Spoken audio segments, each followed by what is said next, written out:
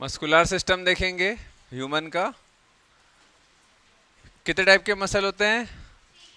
तीन। क्या क्या भैया? वॉलेंट्री, और उसी को क्या बोलते हैं? Striped muscle. वॉलेंट्री मसल और स्ट्राइप्ड मसल, ठीक है। और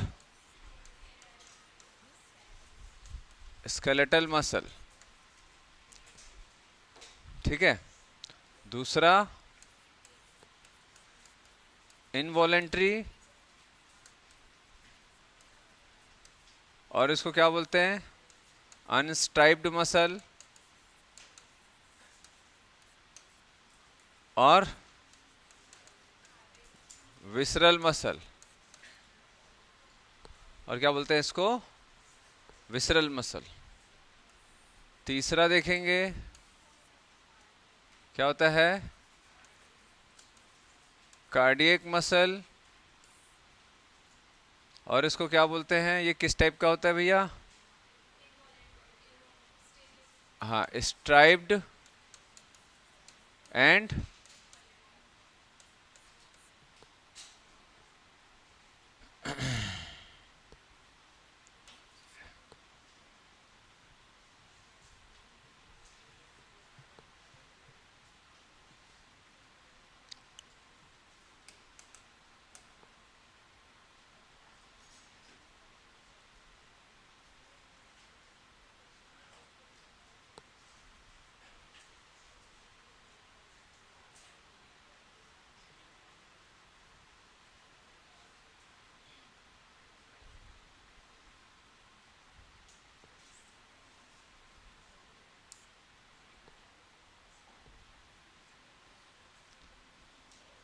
ये किस टाइप का मसल होता है? अनस्ट्राइप्ड कि स्ट्राइप्ड? स्ट्राइप्ड एंड इनवॉलेंट्री, ठीक है। स्ट्राइप्ड एंड, ठीक है, हो गया।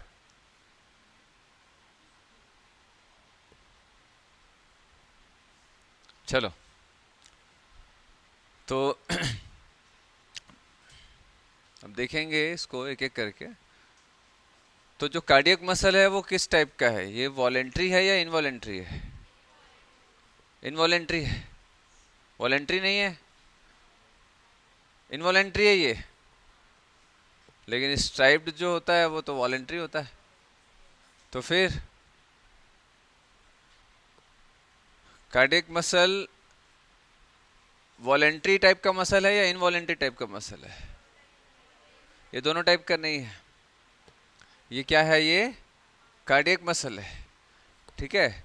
ना ही ये स्केलेटल मसल है, ना ही ये विसरल मसल है। तो कार्डियक मसल जो रहता है एक यूनिक अलग टाइप का मसल है। जैसे ये अलग टाइप का है, वो अलग टाइप का है, वैसे ये भी एक तीसरा अलग टाइप का मसल है। और ये अगर स्ट्रक्चरली देखें, अगर स्ट्रक्चर वाइज इसकी जो बनावट होती है वो स्ट्राइप्ड होता है ना। वॉलेंट्री में जैसे ये वॉलेंट्री मसल जैसे स्ट्राइप्ड होता है, वैसे ये स्ट्राइप्ड होता है। कैसा? Structure wise. Structure wise, structure wise अगर देखें तो ये स्ट्राइप्ड होता है। लेकिन फंक्शन वाइज अगर देखें तो कैसा होगा? फंक्शनली अगर देखें तो ये इनवॉलेंट्री होगा, ठीक है।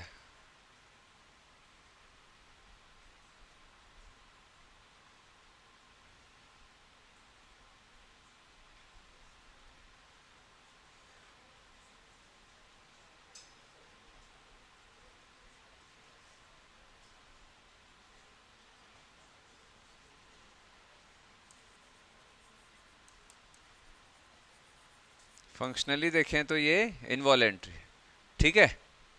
चलो, मस्कुलर सिस्टम जो होता है बेटा हमारे में करीब करीब 40 टू 50%, ठीक है, 40 टू 50% बॉडी वेट के हिसाब से हमारा जो बॉडी का अगर वेट देखें, एक नॉर्मल हेल्दी जो पर्सन है ना, उसके हिसाब से अगर देखें तो इसका 40 से 50% बॉडी, हमारा जो टोटल बॉडी है उसका 40 से 50% के आसपास का हमारा मस्कुलर सिस्टम होता है, तीनों टाइप के मसल्स को मिला करके। ठीक है, समझ आ रहा है? चलो, और मस्कुलर सिस्टम जो है इसका जो ओरिजिन है, ओरिजिन जैसे एक्टोडर्म, मेसोडर्म, एंडोडर्म, अगर हम बात करें ओरिजिन एक्टो, मीजो या एंडो, किस टाइप का होगा? ओरिजिन जो है वो मेसोडर्म होगा, मेसोडर्मल इन ओरिजिन, एक्सेप्ट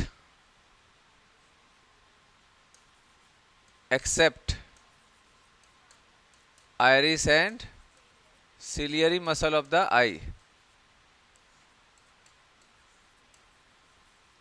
ये एक्टोडर्मल होता है। आयरिस और सिलियरी मसल जो है वो आंखों में पाया जाता है, जब हम नर्वस सिस्टम पढ़ेंगे तो देखेंगे। आयरिस और सिलियरी मसल जो रहता है वो हमारे आंखों में पाया जाता है।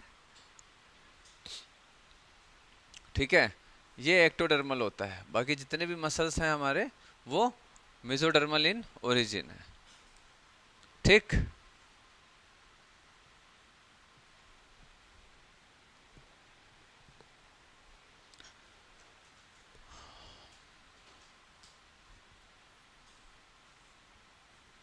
मसल्स की कुछ प्रॉपर्टीज होती हैं, आता है कई बार, प्रॉपर्टीज ऑफ मसल्स क्या क्या होती हैं बताओ? 4 प्रॉपर्टीज आपको याद रखना है। क्या क्या? एक्साइटेबिलिटी,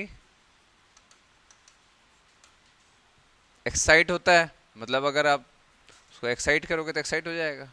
एक्साइट होने का मतलब क्या है? आप सिग्नल भेजोगे और वो फट से काम करना चालू कर देगा। दूसरा जो मेन काम है उसका, कॉन्ट्रैक्शन, कॉन्ट्रैक्टिलिटी,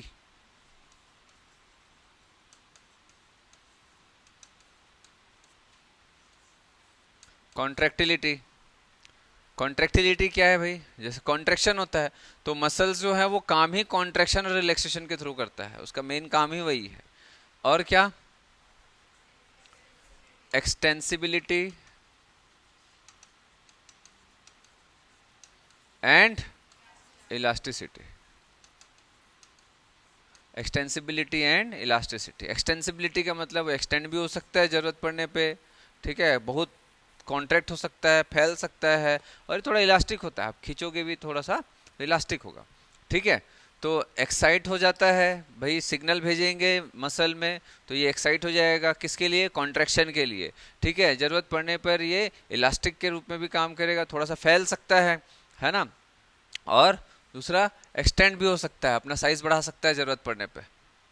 मसल्स का साइज बढ़ता है जरूरत पड़ने पे, समझ आ रहा है? तो extensibility, elasticity, contractibility and excitability, ये 4 प्रॉपर्टीज हैं, आपको ध्यान रखना है। एग्जाम में आता है, स्टेटमेंट वाइज क्वेश्चन में आता है, कभी कभी इसमें से एक आध गायब कर देगा, है ना, या 4 में से कोई एक आध गायब करके कुछ दूसरा डाल देगा और ऐसे ऑप्शंस बना देगा, है ना। मतलब एक एक ऑप्शन में 4 होगा, बाकी 3 ऑप्शन में इन चारों में से कुछ ना कुछ गायब होगा और कुछ और ऐड कर देगा। तो इस टाइप के क्वेश्चंस आजकल बनते हैं, समझ आ रहा है? सिंपल है। तो ठीक हो गया। और कुछ इसमें है क्या? और कुछ प्रॉपर्टीज देखनी है? फिर सीधा अपन आते हैं मसल में। चलो फिर स्टार्ट करेंगे। आप लोगों के सिलेबस में वॉलेंट्री मसल का ही है, ठीक है, स्केलेटल मसल का ही है पूरा।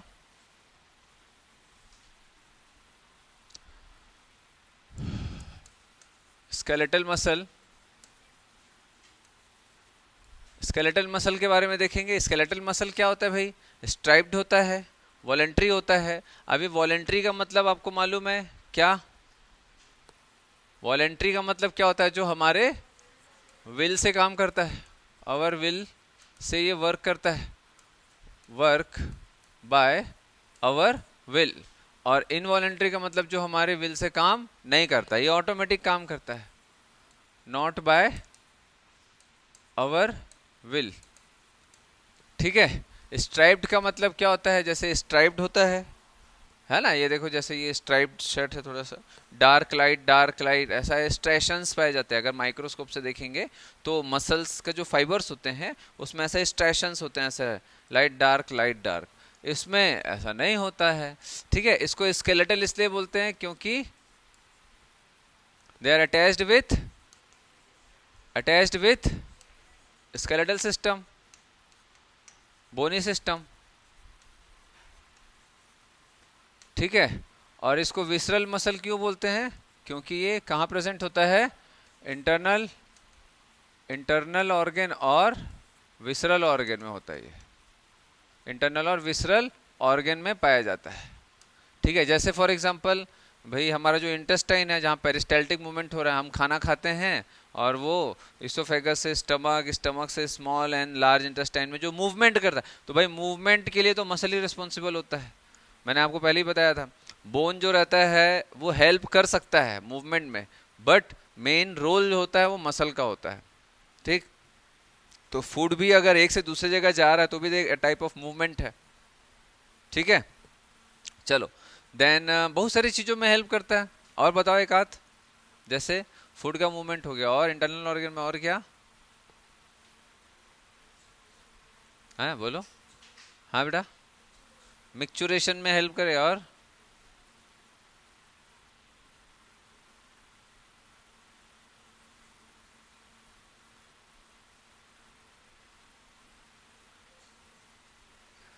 वो तो इंटेस्टाइन में ही आ गया ना, है।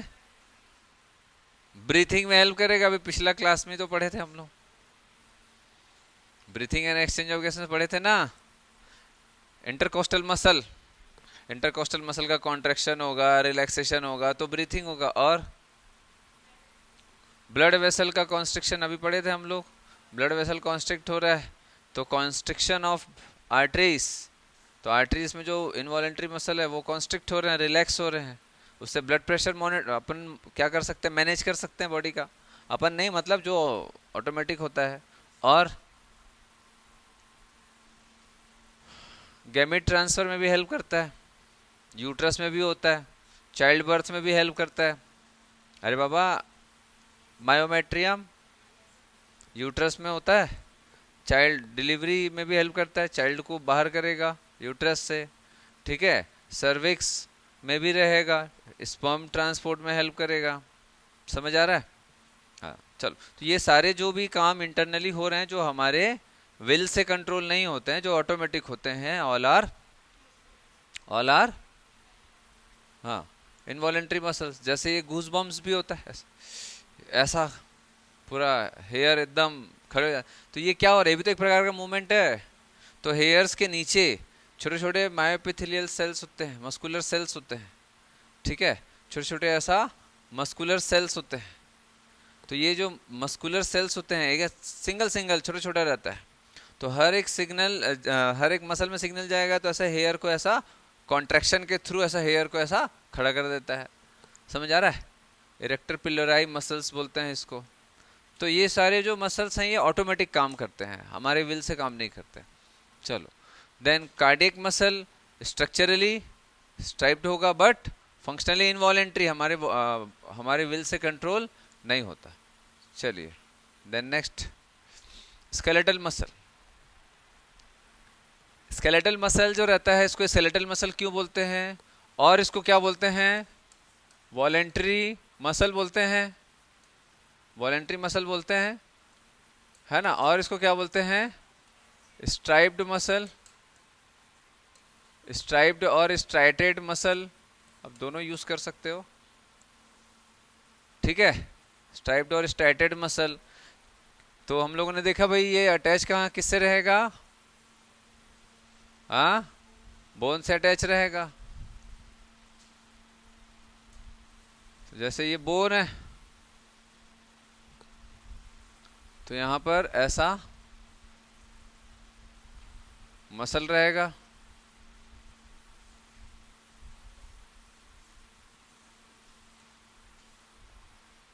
और हर एक मसल जो है वो बोन से अटैच रहेगा, बाय किससे अटैच रहेगा, मसल बोन से किससे अटैच रहेगा, फाइब्रस लिगामेंट की टेंडन, कौन लिगामेंट बोला?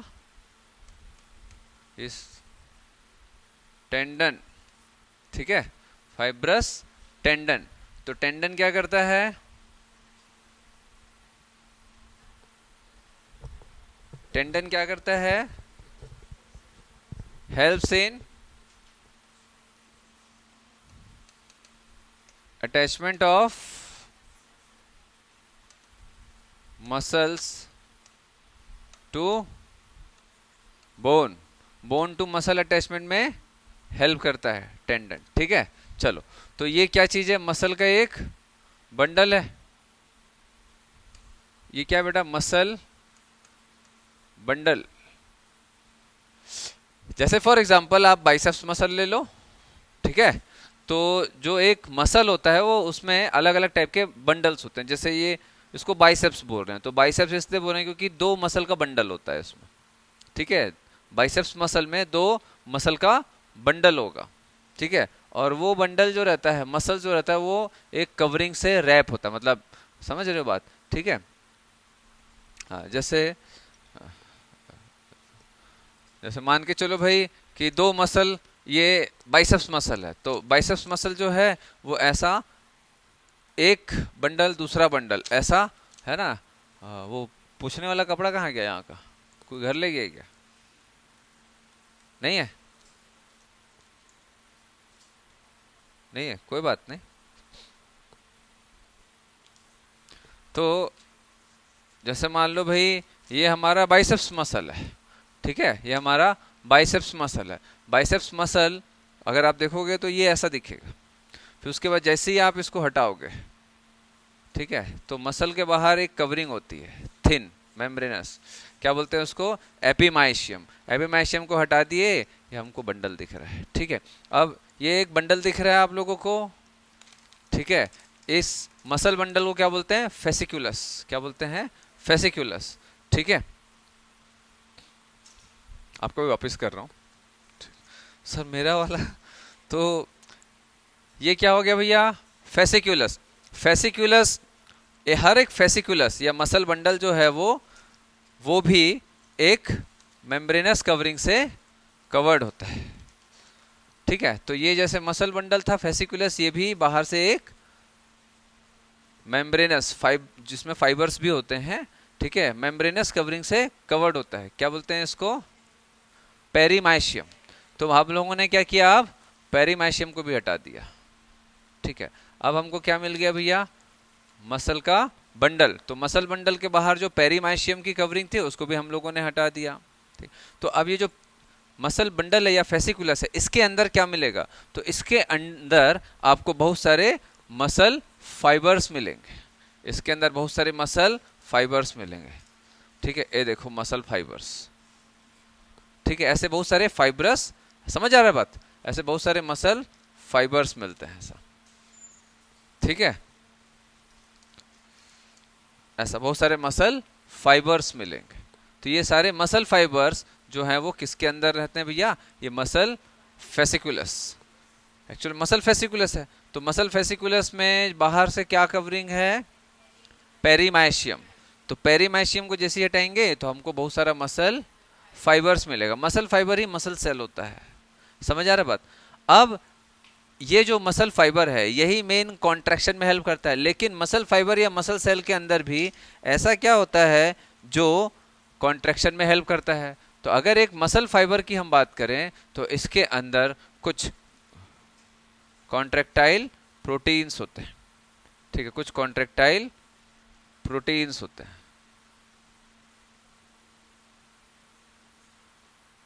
नहीं निकल रहा है, सामने से निकलता है।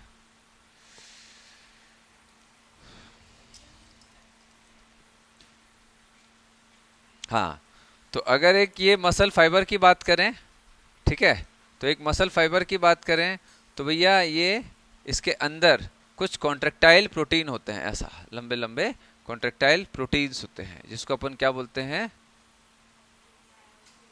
क्या बोलते हैं? Contractile proteins, that is actin, myosin, है ना। तो मेनली जितने भी कॉन्ट्रेक्टाइल प्रोटीन होते हैं उसको हम लोग कॉमनली बोलते हैं मायोफाइब्रिल्स। क्या बोलते हैं? मायोफाइब्रिल्स। तो अब इमेजिन करो कि ये एक मसल सेल है, इसके अंदर ऐसा बहुत सारा मायोफाइब्रिल्स होगा। जैसे एक रिफिल है पेन के अंदर, इमेजिन करो कि एक पेन के अंदर 100 रिफिल है फॉर एग्जाम्पल, तो वो क्या हो गया हमारा मायोफाइब्रिल्स। तो मायोफाइब्रिल्स के अंदर दिख रहा है ना, उस ये बाहर से क्या है भैया? मसल फाइबर या मसल सेल। ऐसे बहुत सारे मसल फाइबर ऐसा एक साथ आ जाएंगे और वो क्या बन जाएगा? Muscle fasciculus. मसल फेसिकुलस ऐसे एक दूसरे से अटैच होगा, है ना, समझ आ रहा है, और एक टाइप ऑफ मसल बनता है। क्लियर हो रहा है आप लोगों को? आसान है। तो अगर आप एनसीईआरटी का डायग्राम देखोगे तो एक मसल जो है इसको अपन निकाल देते हैं बाहर, ठीक है। तो इसको हम लोगों ने क्या किया? ऐसा कट कर दिया, ठीक। इसको हम लोग यहाँ से क्या कर देते हैं? कट कर देते हैं।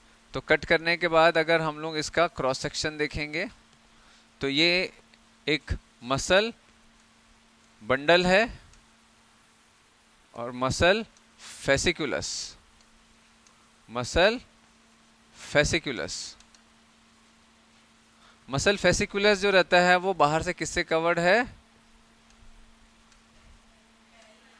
पेरीमाइशियम। पेरीमाइशियम से कवर्ड है। इसके अंदर आपको बहुत सारे क्या मिलेंगे? Muscle fibres. तो इमेजिन कर पा रहे हो ऐसे बहुत सारे फाइबर्स ऐसा है, ऐसा अरेंज है, ठीक है। ऐसे बहुत सारे मसल फाइबर ऐसा अरेंज, ऐसा, ठीक है। बहुत सारे अगर ऐसा डाल देंगे तो वही इमेजिन करो आप, ऐसा, ठीक है। और एक इसको बाहर निकाले अगर हम, ठीक है, तो ये कुछ इस तरीके का आपका ये हो गया हमारा क्या? Muscle fibre. तो फाइबर लाइक स्ट्रक्चर होता है, थ्रेड जैसा होता है, ठीक है। Muscle fibre. मसल फाइबर जो रहता है वो बाहर से एक कवरिंग से कवर्ड होता है जिसको बोलते हैं एंडोमाइशियम। एंडोमाइशियम, ठीक। और ये जो हमारा मसल फाइबर है इसके अंदर अगर हम देखेंगे तो बहुत सारा हमको क्या मिलेगा? ऐसा बोलो, मायोफाइब्रिल्स। क्या मिलेगा हमको? बहुत सारा मायोफाइब्रिल्स,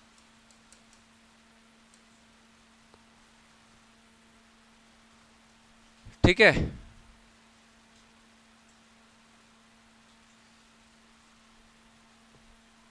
चल, तो अब आते हैं मसल फाइबर।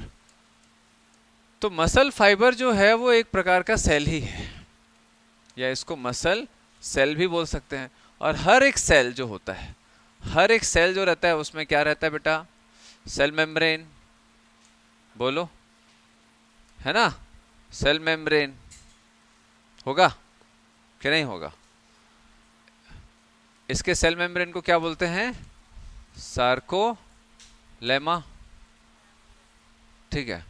देन उसके बाद क्या रहेगा? Endoplasmic reticulum. और क्या रहेगा? साइटोप्लाज्म। साइटोप्लाज्म रहेगा, सेल मेम्ब्रेन और साइटोप्लाज्म।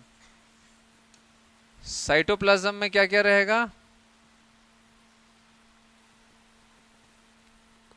साइटोप्लाज्म में क्या क्या रहेगा? साइटोप्लाज्मिक ऑर्गेनेले, ऑर्गेनेले होगा या सेल ऑर्गेनेले, और दूसरा साइटोप्लाज्मिक इंक्लूजन्स। इंक्लूजन्स का मतलब होता है उसमें क्या क्या इंक्लूड है, ठीक है। तो एक सेल ऑर्गेनेले होगा और एक साइटोप्लाज्मिक इंक्लूजन्स।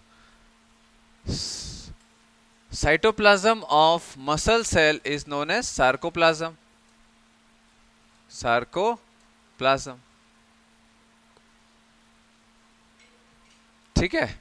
चलो, साइटोप्लाज्मिक इंक्लूजन में क्या क्या रहेगा? देखो, हम लोगों ने शायद जब ब्लड मैंने पढ़ाया था तो उस समय बताया था कि एक ब्लड हीमोग्लोबिन होता है और एक मसल हीमोग्लोबिन होता है, ठीक है। तो मसल हीमोग्लोबिन को क्या बोलते हैं? मायोग्लोबिन।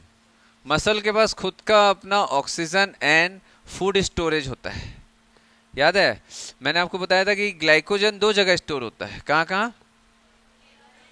एक लीवर, दूसरा मसल। तो मसल्स में भी आपको क्या मिलेगा? ग्लाइकोजन मिलेगा। क्यों भाई? ये ग्लूकोज स्टोर करके रखता है। ये सब अपन पहले देख चुके हैं, ठीक है।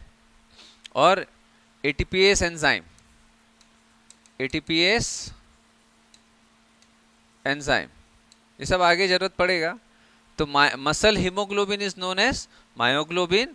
मसल स्टोरेज मतलब मसल्स फूड स्टोरेज को क्या बोलते हैं भैया?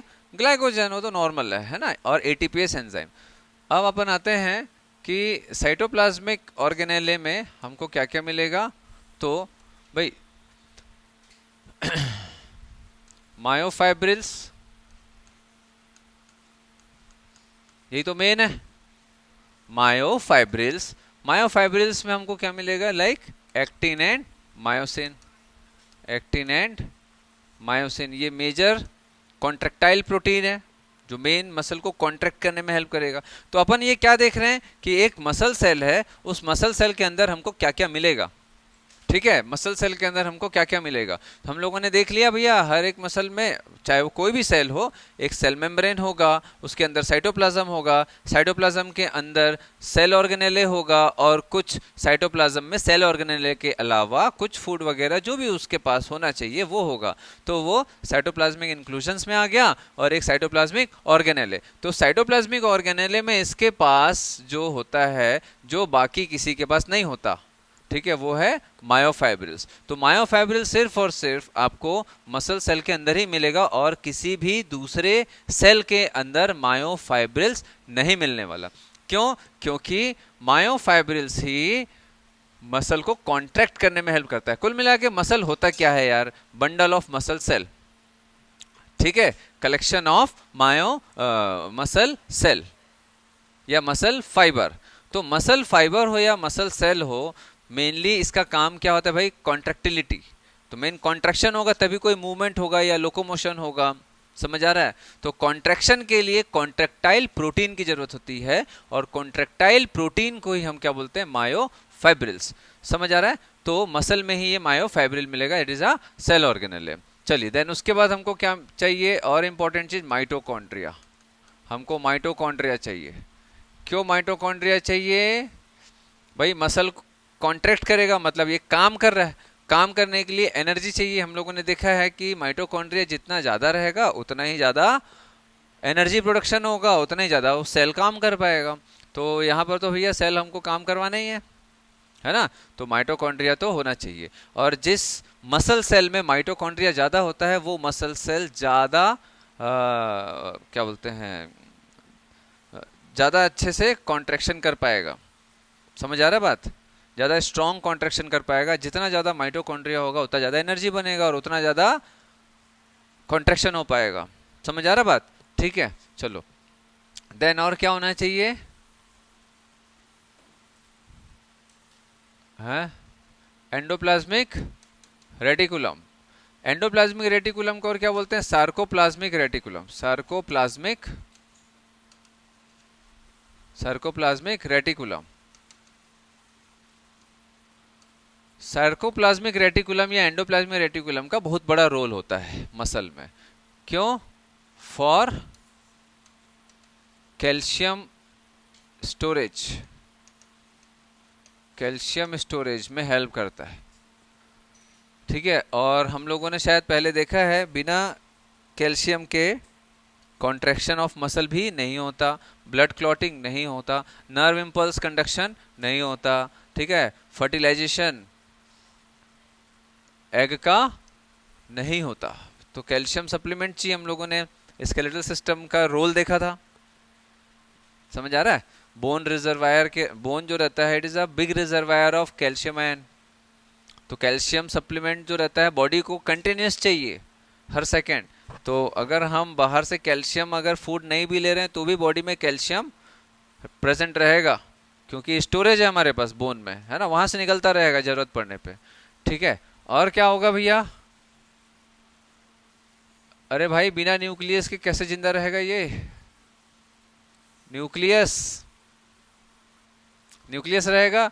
इसके न्यूक्लियस की थोड़ा सा एक खास बात है, क्या? सिंसिटियम होता है। सिंसिटियम मतलब मल्टी न्यूक्लिएटेड। सिंसिटियम और मल्टी न्यूक्लिएटेड आता है एग्जाम में। स्केलेटल मसल जो है उसमें मल्टी न्यूक्लिएटेड न्यूक्लियस होता है।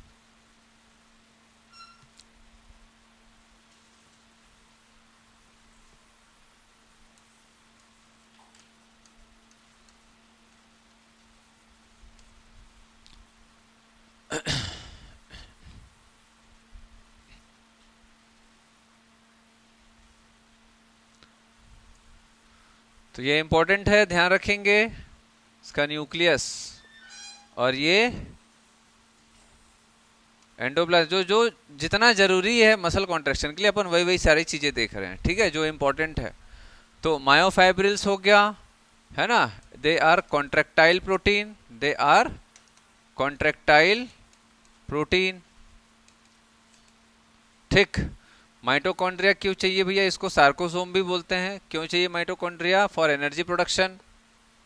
एंडोप्लाज्मिक रेटिकुलम का क्या इंपॉर्टेंस है? They store calcium ion. ठीक। मसल कॉन्ट्रैक्शन के समय कैल्शियम का बहुत बड़ा रोल होता है, बहुत बड़ा। क्वेश्चन बहुत आता है कैल्शियम के रेस्पेक्ट में, मसल कॉन्ट्रैक्शन का काफी क्वेश्चन आता है बेटा। अभी अपन समझेंगे कैसे कैल्शियम इंपॉर्टेंट है। न्यूक्लियस भी आता है एग्जाम में, दे आर मल्टी न्यूक्लिएटेड। अगर वही हम इनवॉलेंट्री मसल की बात करें तो वो मल्टी न्यूक्लिएटेड नहीं होता है, ठीक है, वॉलेंट्री मसल ही मल्टी न्यूक्लिएटेड होगा और सिंसिटियम होता है, ठीक है। चलो, तो मायोग्लोबिन क्या होता है? It is a muscle haemoglobin. ठीक। एटीपीएस एंजाइम का क्या रोल होता है? टू ब्रेक, क्या करेगा? To break ATP, to break ATP को ब्रेक करेगा, और एटीपी टूटेगा तो क्या होगा? एनर्जी रिलीज होगा, to release energy, to release energy. और वही एनर्जी का इस्तेमाल करके मसल्स कॉन्ट्रैक्ट होंगे। ये सब आगे देखेंगे हम लोग, बट अभी से थोड़ा थोड़ा देख के रखो कि भाई कौन कौन सी चीजें कहाँ कहाँ क्या क्या उसका रोल है और क्या क्या यूज में आएगा, ठीक है, समझ गए? क्लियर है ये? तो हम लोगों ने देख लिया भैया मसल फाइबर। इसको उतार लो फटाक से, जैसा उतारो वैसे उतारो, क्योंकि ऐसी क्वेश्चन में आता है तो एक बार में ऐसा फ्लो चार्ट रहेगा तो फट से दिमाग में छपता है। कोशिश किया करो कि बायो को स्पेशली ना फ्लो चार्ट से पढ़ा करो। शॉर्ट नोट्स भी बनाते हो तो ऐसे ही बनाया करो, ठीक है। डायग्राम फ्लो चार्ट्स के थ्रू याद करने की कोशिश किया करो, इससे फोटोग्राफिक मेमोरी अच्छी होती है।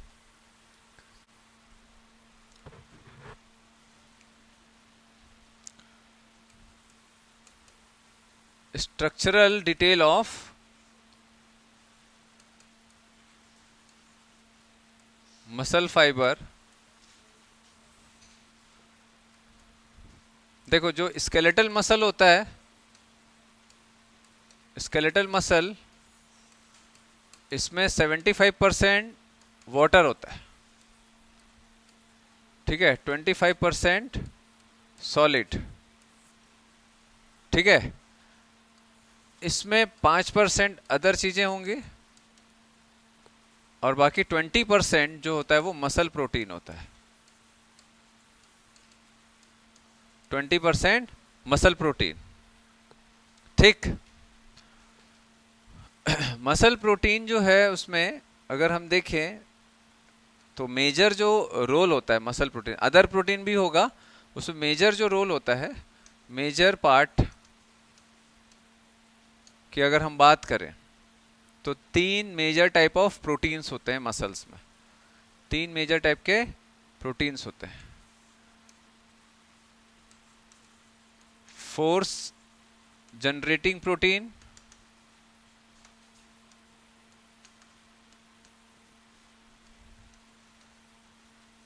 रेगुलेटिंग प्रोटीन, ये थोड़ा सा एक्स्ट्रा है समझने के लिए, थोड़ा सा एक्स्ट्रा है समझने के लिए, ठीक है। फोर्स जनरेटिंग प्रोटीन में हमारा एक्टिन और मायोसिन, अभी थोड़ी देर पहले बताया, एक्टिन एंड मायोसिन प्रोटीन, ठीक है। रेगुलेटिंग प्रोटीन में हम लोग देखेंगे troponin and tropomyosin, troponin and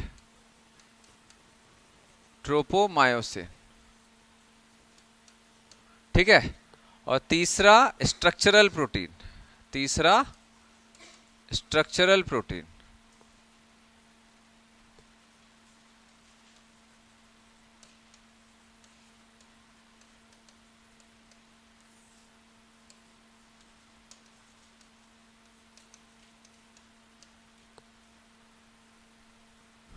ठीक है। तो तीन टाइप का प्रोटीन हम लोगों ने देखा। ये हालांकि ये सभी को हम आगे देखेंगे, बट ऐसा छोटा सा एक फ्लो चार्ट के रूप में रहेगा, तो आपको आइडिया रहेगा कि भाई फोर्स जनरेटिंग का मतलब क्या होता है, ठीक है, रेगुलेटिंग का मतलब क्या होता है, स्ट्रक्चरल का मतलब क्या होता है, एक छोटा सा एक ओवरऑल आइडिया आ जाएगा। तो अगर कोई आपको 1 किलो अगर कोई चिकन खिला रहा है, तो भाई मेनली उसमें आपको 20% ही प्रोटीन मिलेगा, ठीक है, 5% अदर प्रोटीन भी मिलेगा, ठीक है। तो 20 से 25% ही आपको प्रोटीन मिलेगा, वो भी अगर पूरा डाइजेस्ट हुआ तो। समझ आ रहा है? तो 1 किलो अगर चिकन खाते हैं तो 200 ग्राम ही प्रोटीन आपको मिलेगा, अगर पूरा डाइजेस्ट करके एब्जॉर्ब कर लिए तो।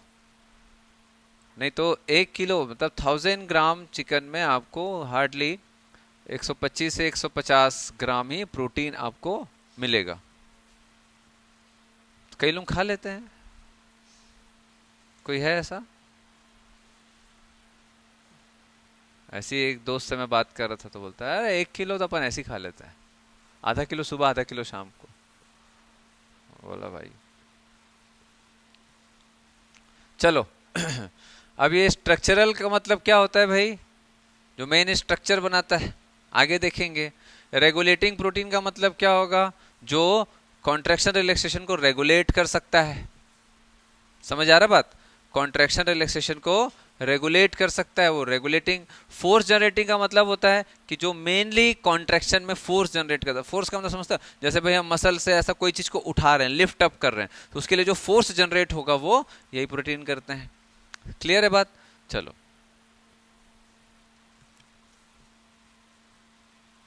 देन अब देखेंगे बेटा हम लोग structure of myofibrils.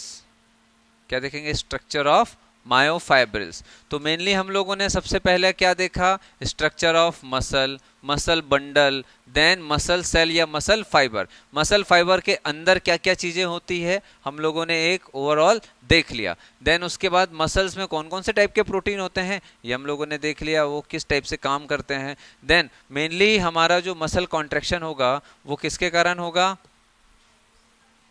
Muscle fibre जो है कॉन्ट्रैक्शन करेगा, मेनली उसके अंदर क्या ऐसी चीज होती है जिसमें मसल कॉन्ट्रैक्शन होता है? भाई मसल सेल या मसल फाइबर कॉन्ट्रैक्ट होता है, लेकिन उसके अंदर ऐसी कौन सी स्पेशल चीज है जिसके कारण कॉन्ट्रैक्शन हो रहा है? मायोफाइब्रिल्स। ठीक है, तो हम लोग क्या देखेंगे अब, मायोफाइब्रिल्स। मायो का मतलब मसल, फाइब्रिल्स, फाइब्रिल्स मतलब फाइबर से भी जो छोटा होता है उसको फाइब्रिल्स बोला जाता है। ठीक है, मसल सेल खुद एक फाइबर के जैसा होता है, उसके अंदर और छोटा छोटा फाइबर्स होगा, मायोफाइब्रिल्स। क्लियर है बात इतना? चलो तो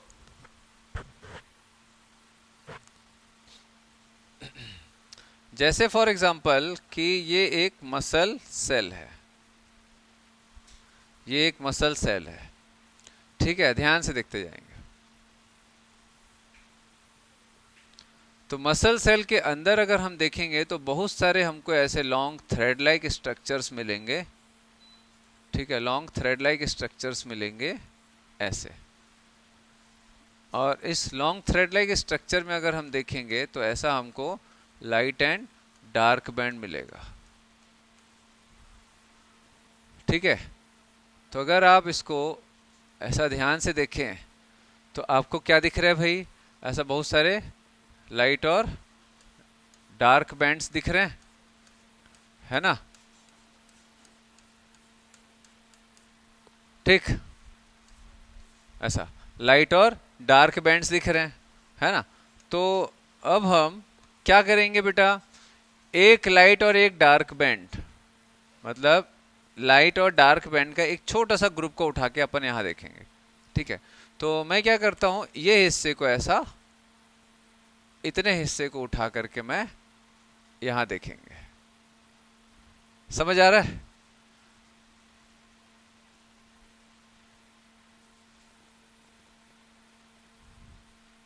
चलो, तो ये हिस्से को उठा करके हम यहाँ पर देखेंगे, छोटा सा लाइट और डार्क वाला। तो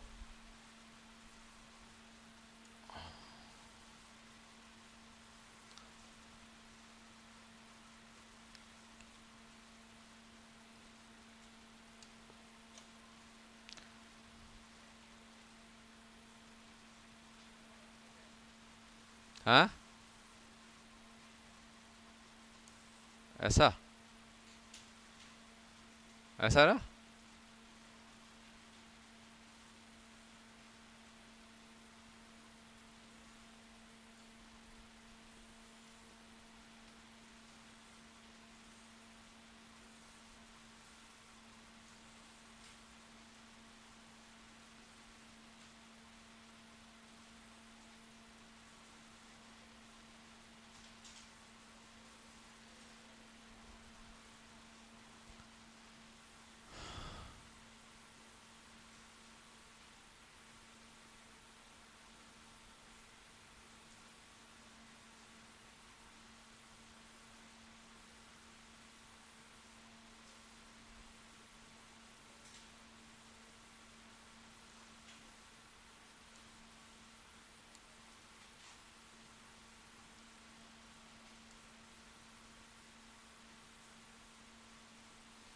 चलो, अब देखो,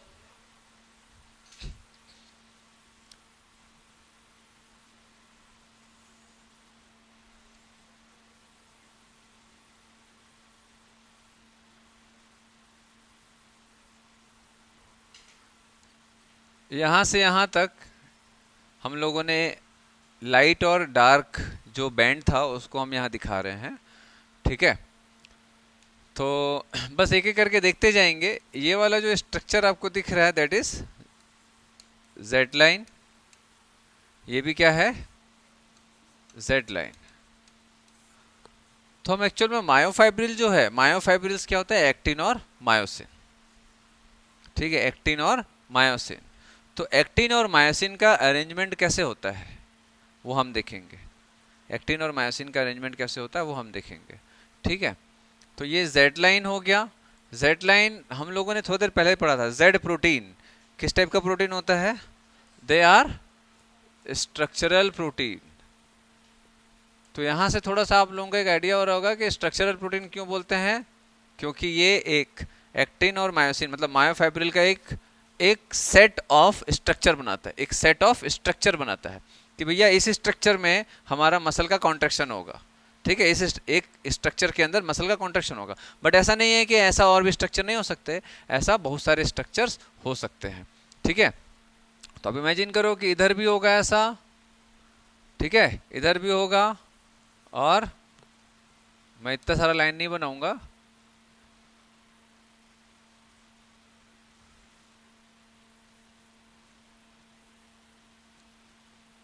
ऐसा, ठीक है, समझ आ रहा है। तो यहां से मैं क्या बताने की कोशिश कर रहा हूं बेटा, यहां से मैं ये बताने की कोशिश कर रहा हूं कि भाई थोड़ा और दिखाओ भाई। यहां से मैं ये बताने की कोशिश कर रहा हूं कि ये जो चीज हम देख रहे हैं ना, दो जेड लाइन के बीच में, दो जेड लाइन के बीच में ये एक जेड लाइन है, ये भी एक जेड लाइन है, ठीक है, ये भी जेड लाइन है, ये भी जेड लाइन है, ये भी जेड लाइन है, दे आर स्ट्रक्चरल प्रोटीन। तो ऐसे स्ट्रक्चरल प्रोटीन आपको जगह जगह मिलेंगे और इन्हीं के बीच में आपको एक्टिन और मायोसिन मिलेगा। तो ऐसा यहाँ है, तो एक ऐसा यहाँ है, इधर भी ऐसा होगा, इधर भी ऐसा होगा, तभी तो लाइट और डार्क बैंड आपको कंटिन्यूस दिख रहा है यहाँ पर। तो ये कंटिन्यूस दिख रहा है मतलब ऐसे पूरे वहां से लेके यहाँ तक ऐसा एक लंबा सीरीज में होगा, ठीक है। तो दो जेड लाइन के बीच का जो स्ट्रक्चर होता है उसको हम लोग क्या बोलते हैं, सार्कोमेयर। क्या बोलते हैं इसको, सार्कोमेयर, सार्कोमेयर, ठीक है। Sarcomere is a structural unit of muscle contraction. तो मसल कॉन्ट्रैक्शन जो है वो कुल मिलाकर के इसी स्ट्रक्चर के अंदर होता है, इसलिए इसको structural and functional unit of muscle contraction, structural and functional unit of, structural and functional unit of muscle contraction. Clear है? तो पहला चीज तो ये ध्यान रखना है कि सार्कोमेयर जो है ये स्ट्रक्चर किसके बीच में है, किसके बीच में, कौन से स्ट्रक्चर के बीच में, दो जेड लाइन के बीच में। तो जेड लाइन भी एक प्रोटीनस स्ट्रक्चर होता है, ये भी एक प्रोटीन है, हम लोगों ने देखा है स्ट्रक्चरल प्रोटीन है, ठीक है। क्लियर है इतना? चलो, तो जेड लाइन से जुड़ा हुआ रहता है बेटा क्या, एक्टिन प्रोटीन। ध्यान से समझते जाना एक एक चीज को। तो ये जो मैंने इस कलर का जो बनाया है इसको क्या बोलते हैं बेटा, यहां से लेकर यहां तक ये क्या चीज है, ये जो स्ट्रक्चर है ये क्या चीज है, it is I band, A band, ये सब मत देखो अभी, ये क्या है, ये एक्टिन प्रोटीन है, ये क्या है, एक्टिन प्रोटीन है, समझ आया। और ये क्या है, ये मायोसिन प्रोटीन है,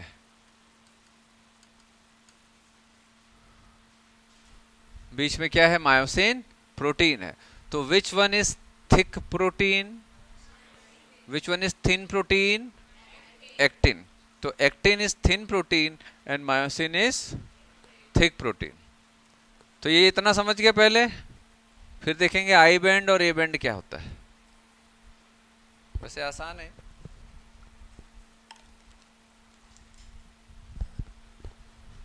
चलो, तो ये जो लाइन दिख रही है पतली सी, ये हमारा क्या बेटा, एक्टिन प्रोटीन। ये मोटी सी जो थिक लाइन है ये क्या है, हमारा मायोसिन प्रोटीन, ठीक है। चलो अब वाइट से ही देखेंगे, देखते जाएंगे। जो लाइन खींच रहा हूं ना, क्योंकि अभी बहुत हौच पौच होगा, आप बस मेरे जो भी मैं डायग्राम बना रहा हूँ इसको मैं रेडीमेड में भी बना सकता था, ठीक है, बट उसमें आपको ना एक एक चीज नहीं समझ आएगा। एक बार अच्छे से देखो, दिमाग में घुसा लो इसको, क्योंकि क्वेश्चन इससे बहुत आता है। एक क्वेश्चन मान के चलो इससे आता ही है, लगभग हर साल आता है। इधर देखेंगे तो ये जो मायोसिन प्रोटीन का एक लाइन दिख रहा है आपको, मायोसिन प्रोटीन का एक लाइन दिख रहा है, एक लाइन में है, बोलो, है ना, ये मायोसिन प्रोटीन का एक लाइन है, ठीक है बेटा। और एक दिख रहा होगा ये कौन सा प्रोटीन है भैया, ये वाला पतला पतला सा एक्टिन प्रोटीन। तो एक्टिन प्रोटीन का वो पार्ट, एक्टिन प्रोटीन का वो पार्ट जो मायोसिन के पास नहीं है, ठीक है, क्योंकि कुछ पार्ट मायोसिन के पास भी है, मतलब मायोसिन के लाइन में है। तो हम लोगों ने देखा ये वाला जो लाइन है इसमें क्या प्रेजेंट है, मायोसिन प्रोटीन है। तो मायोसिन प्रोटीन के लाइन में कुछ एक्टिन है, कुछ एक्टिन है ना, है ना। तो ऐसा एक्टिन जो मायोसिन प्रोटीन के लाइन में नहीं है, ठीक है, उसी को अपन क्या बोलते हैं, आई बैंड। आई बैंड और लाइट बैंड। तो भैया लाइट बैंड किससे बन रहा है, एक्टिन या मायोसिन। एक एक डिटेल को ध्यान से बस समझते जाओ, ठीक है।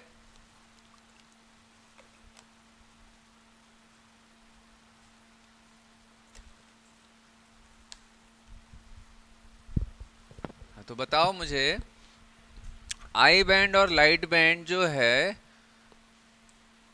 वो क्या चीज है, एक्टिन प्रोटीन नहीं है। आई बैंड वो एक हिस्सा होता है जहां सिर्फ और सिर्फ एक्टिन प्रेजेंट होता है, समझ आया। क्योंकि हम इसको आई बैंड नहीं बोलते हैं, ये जो बैंड है, एक लाइन है, इसको आई बैंड बोलते हैं, समझ आया। ये जो एक लाइन दिख रही है ना बेटा, ठीक है, ये जो एक लाइन दिख रही है उसको हम क्या बोलते हैं, ये एक लाइन, ये एक आई बैंड है। आई बैंड में क्या प्रेजेंट होता है, सिर्फ और सिर्फ एक्टिन। फिर उसके बाद अगर हम देखें, है ना, वो हिस्सा जहां पर आपको क्या मिलेगा, मायोसिन मिलेगा। मायोसिन वाला जो हिस्सा है, ये दिख रहा है आपको, मायोसिन वाला जो हिस्सा है, ठीक है, यहां मायोसिन है लेकिन थोड़ा थोड़ा एक्टिन भी घुसा पड़ा है वहां पर। समझ आ रहा है? तो इस हिस्से को क्या बोलते हैं इसीलिए, ए बैंड और डार्क बैंड। तो जो जो बीच वाला हिस्सा है, जो बीच वाला हिस्सा है उसमें कौन कौन सा प्रोटीन प्रेजेंट होता है, मायोसिन एंड एक्टिन दोनों प्रेजेंट होता है। क्लियर है बात? तो ए बैंड में आपको मायोसिन और एक्टिन दोनों मिलेगा, और ए बैंड को ही हम डार्क बैंड बोलते हैं। डार्क बैंड बोलने का दो रीजन है, एक तो मायोसिन थिक प्रोटीन होता है, दूसरा एक्टिन भी अंदर घुसा है तो वो और थिक हो जाता है। ठीक है, समझ आ रहा है? तो थिक होने के कारण वो डार्क अपीयरेंस में आता है। और ए बैंड क्यों बोलते हैं, एनाइसोट्रॉपिक बैंड। एनाइसोट्रॉपिक बोलने का मतलब है जब लाइट रिफ्लेक्ट होता है तो डबल मोनो रिफ्रैक्टिव लाइट आता है। जब लाइट डालते हैं तो दो मोनो रिफ्रैक्टिव लाइट आता है। दो मोनो रिफ्रैक्टिव मतलब यहां से भी रिफ्लेक्ट होता है लाइट, यहां से भी रिफ्लेक्ट होता है, तो दो मोनो रिफ्रैक्टिव लाइट आते हैं। डबल मोनो रिफ्रैक्टिव लाइट को एनाइसोट्रॉपिक बोलते हैं। और सिंगल मोनो रिफ्रैक्टिव लाइट जो होता है वो आइसोट्रॉपिक होता है। आइसोट्रॉपिक, आई बैंड का मतलब आइसोट्रॉपिक बैंड होता है। और ये सिर्फ और सिर्फ पोलराइज्ड लाइट जब डाला जाता है ना, जब मसल फाइबर्स में, तो वो पोलराइज्ड लाइट का रिफ्रैक्शन कैसा है उसके बेसिस पर इसका नाम रखा गया है। तो पोलराइज्ड लाइट में जब सिंगल रिफ्रैक्शन आता है तो वो मोनो रिफ्रैक्टिव लाइट होता है, उसको आइसोट्रॉपिक बोला जाता है, टर्म यूज किया जाता है। और जब डबल रिफ्रैक्शन आता है लाइट का तो डबल मोनो रिफ्रैक्टिव लाइट को एनाइसोट्रॉपिक बोला जाता है। तो वो जो बैंड है इसलिए एनाइसोट्रॉपिक बैंड कहलाता है। समझ आ रहा बात है ना? इसलिए, और उसको डार्क बैंड भी बोलते हैं। क्लियर हो रहा है? आई फॉर आइसोट्रॉपिक और ए फॉर एनाइसोट्रॉपिक। चलो, क्लियर इतना? यहां तक समझ आ गया अपना हिस्सा? चलो, लेकिन लेकिन इधर ध्यान देंगे,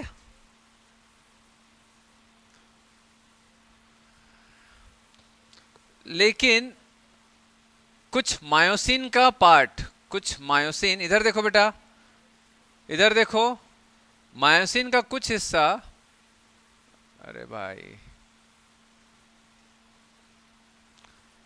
मायोसिन का कुछ हिस्सा जहां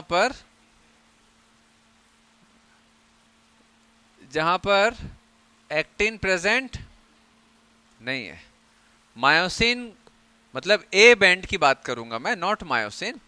ए बैंड, यहां से यहां ए बैंड है, पूरा मायोसिन वाला हिस्सा ए बैंड है। तो ए बैंड का कुछ हिस्सा जो होता है वहां पर क्या प्रेजेंट नहीं होता है, देखो, एक्टिन नहीं है। ठीक है, तो इस हिस्से को क्या बोलते हैं, इस हिस्से को एच जोन। इस हिस्से को क्या बोलते हैं, एच जोन। समझ आया? तो what is H zone? A band का वो पार्ट जहां पर एक्टिन प्रेजेंट नहीं होता, तो क्या प्रेजेंट होता है, सिर्फ मायोसिन प्रेजेंट होता है। ए बैंड का वो पार्ट जहां पर सिर्फ मायोसिन प्रेजेंट होता है, एक्टिन नहीं होता। और ए बैंड जो रहता है जहां पर एक्टिन और मायोसिन दोनों प्रेजेंट होता है, उसको कंप्लीटली हम क्या बोलते हैं, डार्क बैंड बोलते हैं। समझ आ रहा बात? ठीक है, चलो, ये हो गया। अब दूसरी चीज, एक्टिन जो है, एक्टिन जो मसल प्रोटीन है वो किससे अटैच है, जेड लाइन। जेड भी एक प्रोटीनस स्ट्रक्चर है। तो मायोसिन किससे अटैच है, मायोसिन ऐसे हवा में थोड़ी ना लटका रहेगा, ये भी तो किसी ना किसी से बंधा रहेगा। ठीक है, तो यहां पर एक और प्रोटीनस, प्रोटीन से बना हुआ मेम्ब्रेनस स्ट्रक्चर होता है जिसको बोलते हैं, मैं इसको ब्लैक से बना,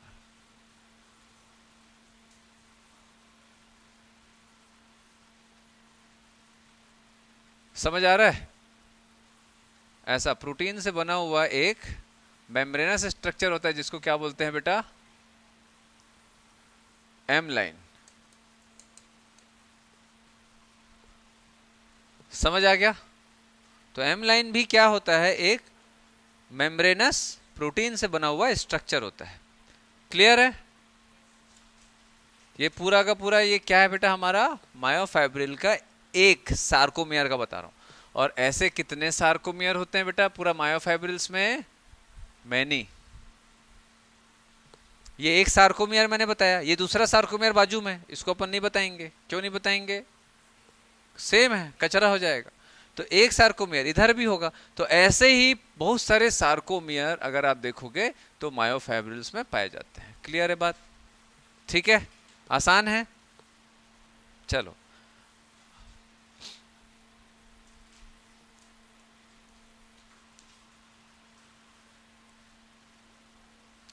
इसके जस्ट बाद हम लोग देखेंगे स्लाइडिंग फिलामेंट थ्योरी। ठीक है, ताकि इससे क्वेश्चंस बन सके। इसको बंद करो तो यार।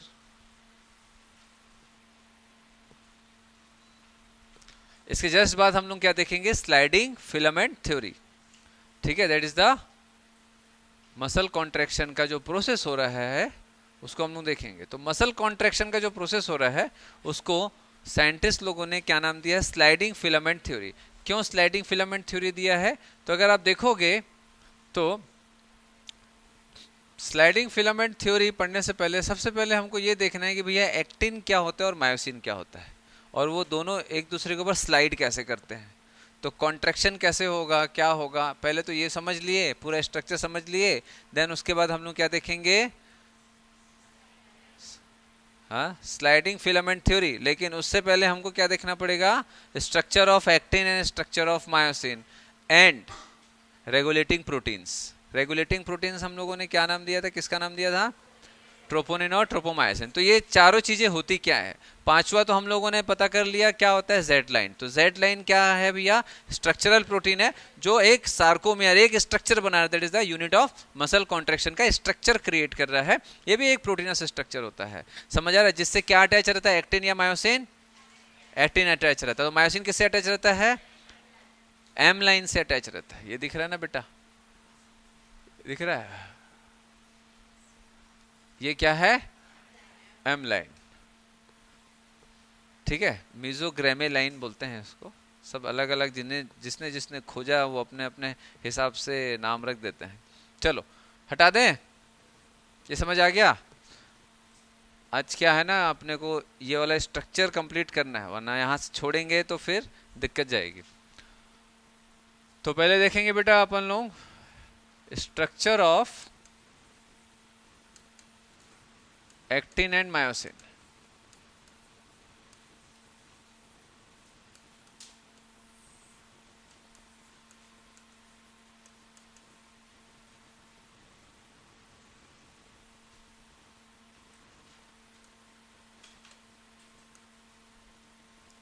तो एक्टिन इज अ प्रोटीन। ठीक, actin is a protein and every protein is made by chain of amino acid. ठीक है, तो ये किस टाइप का प्रोटीन है? हाँ बेटा, क्या टाइप का? Contact type. क्या मतलब? Contractile protein. स्ट्रक्चरली क्या है? वो तो फंक्शनली है। कॉन्ट्रेक्टाइल का मतलब वो कॉन्ट्रैक्शन इज द एक फंक्शन। स्ट्रक्चरली अगर देखें तो दे आर ग्लोबुलर प्रोटीन। ठीक है, structurally they are globular protein, type of globular protein. चलिए अब देखेंगे बेटा, तो जो एक्टिन होता है it is a chain of globular protein. ऐसा ये ग्लोबुलर प्रोटीन की चेन है, ऐसा। तो ये क्या है? एक जो ग्लोबुलर प्रोटीन है ना, और ऐसे बहुत सारे ग्लोबुलर प्रोटीन मिलकर के क्या बनाते हैं? Actin protein. ठीक, तो इसीलिए एक को जी एक्टिन बोलते हैं, एक ग्लोबुलर प्रोटीन को क्या बोलते हैं? जी एक्टिन बोलते हैं। क्लियर है इतना? लेकिन ऐसा दो होता है, ऐसा दो चेन होता है। ठीक है ना, ग्लोबुलर प्रोटीन के दो चेन होते हैं। समझ आया? It is double chain of globular protein. तो एक ग्लोबुलर प्रोटीन को हम लोगों ने क्या नाम दे दिया भैया? जी मतलब ग्लोबुलर प्रोटीन, किसका है? एक्टिन का। तो क्या हो गया? G actin. ठीक है, और ऐसे जी एक्टिन का पूरा एक क्या है? चेन है ना। तो एक फिलामेंटस चेन है, इसीलिए इसको हम लोग पूरा के पूरे स्ट्रक्चर को क्या बोल देते हैं? F actin. तो एफ मतलब फिलामेंटस, फिलामेंटस। समझ आया? तो कई बार एग्जाम में G18 F18 आता है, तो भगवान जाने क्यों बच्चे लोग कंफ्यूज होते हैं, गलत करते हैं। ठीक है, तो G18 क्या हुआ भैया? एक ग्लोबुलर, देख रहे हो आप लोग? डायग्राम देखो एनसीईआरटी का, दिख रहा है? दिख रहा है ना बेटा, कि नहीं दिख रहा है? दिख रहा है ना? तो G18 नहीं दिखाया गया है, F18 बताया गया, मतलब जो फिलामेंट है बस उसी का नाम दिया है। आप एक का भी लिख सकते हो वहां पर, और एक सिंगल, इसलिए मैंने यहाँ पर एक अलग से निकाल के दिखाया है ताकि आप कंफ्यूज ना हो। ठीक है, अलग से निकाल के, इसको क्या बोलते हैं भैया? G18। G18 का एक पूरा पूरा फिलामेंट होगा, उसको क्या बोलेंगे? F18। क्लियर है बात? चलो, हो गया। चलो अब हर एक जो G18 होता है, इसमें ध्यान देंगे, हर एक जो G18 होता है इसमें आपको कुछ ऐसा एक डिप्रेशन मिलेगा। क्या मिलेगा? ऐसा डिप्रेशन। ठीक है, तो जैसे फॉर एग्जांपल मैं एक G18 का स्ट्रक्चर बना रहा हूं, यहां पर देखना बेटा, G18 का एक स्ट्रक्चर बना रहा हूं ऐसा, ये कुछ इस टाइप का हमको क्या मिलेगा? ऐसा एक ऐसा ऐसा टाइप का एक डिप्रेशन मिलेगा। ठीक है, एक ऐसा डिप्रेशन मिलेगा गड्ढे के जैसा। हाँ, क्या बोल रहे हो? हाँ, बोलो बोलो। काजू? अच्छा, काजू जैसा नहीं, काजू जैसा नहीं है। ये देखो ना बेटा, एक राउंडेड स्ट्रक्चर है, उसमें ऐसा आपको डिप्रेशन मिलेगा। तो ये जो डिप्रेशन होता है इसको बोलते हैं active site of actin. Active site of actin, क्या बोलते हैं इसको? Active site of actin. Simple है बहुत। ठीक है, हो गया? क्या ये टॉपिक एक साथ खत्म करना है मेरे को? इसलिए मैं पिछले बार चालू नहीं किया था, है ना, एक वन शॉट में खत्म करना रहता है हमने को। मसल क्या है, मसल फाइबर क्या है, मसल के अंदर क्या है, एक्टिन क्या है, मायोसिन क्या है ना, रेगुलेटिंग प्रोटीन क्या है, उसके स्ट्रक्चर कैसे होते हैं, और वो कॉन्ट्रैक्शन कैसे करते हैं। तो ये एक वन शॉट में होना चाहिए, तो दिमाग में रहेगा। नहीं तो आधा छोड़ के अगली बार करते हैं तो पुराना ऐसे भी आप पढ़ते हो तो हो नहीं। ये क्लियर हो गया? अब आपके जो बुक में आप लोगों को दो और प्रोटीन मिलेगा, ट्रोपोनिन, ट्रोपोमायोसिन। दिख रहा है? तो हम लोगों ने ट्रोपोनिन ट्रोपोमायोसिन को किस कैटेगरी का प्रोटीन माना था? They are regulating protein. तो ये जो ट्रोपोनिन और ट्रोपोमायोसिन होता है, ठीक है, तो जैसे मान के चलो भैया कि ये डिप्रेशन हो गया, they are active site of, they are active site of actin. ठीक है, active site of actin protein का एक्टिव साइट, एक डिप्रेशन गड्ढे के जैसा होता है। तो ये जो डिप्रेशन होता है इसमें आपको मिलेगा अटैच्ड, आपको ऐसा अटैच्ड मिलेगा क्या? ट्रोपोमायोसिन। एकदम एक एक चीज को ध्यान से समझते जाओ, सब लिखा हुआ है बुक में, जितनी जरूरत है उतना लिखो।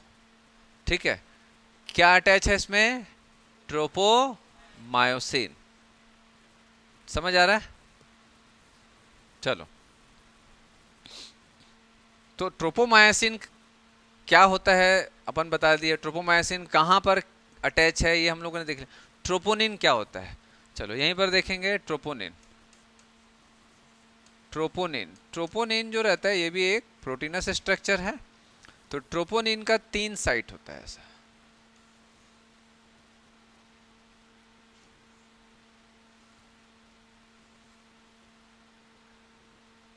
एक होता है troponin T, troponin I, troponin C. अब एक एक करके देखेंगे। ट्रोपोनिन टी का मतलब होता है, ये जो टी है इसका मतलब होता है ट्रोपोमायोसिन। ये ट्रोपोमायोसिन बाइंडिंग साइट है, क्या है ये? Tropomyosin binding site.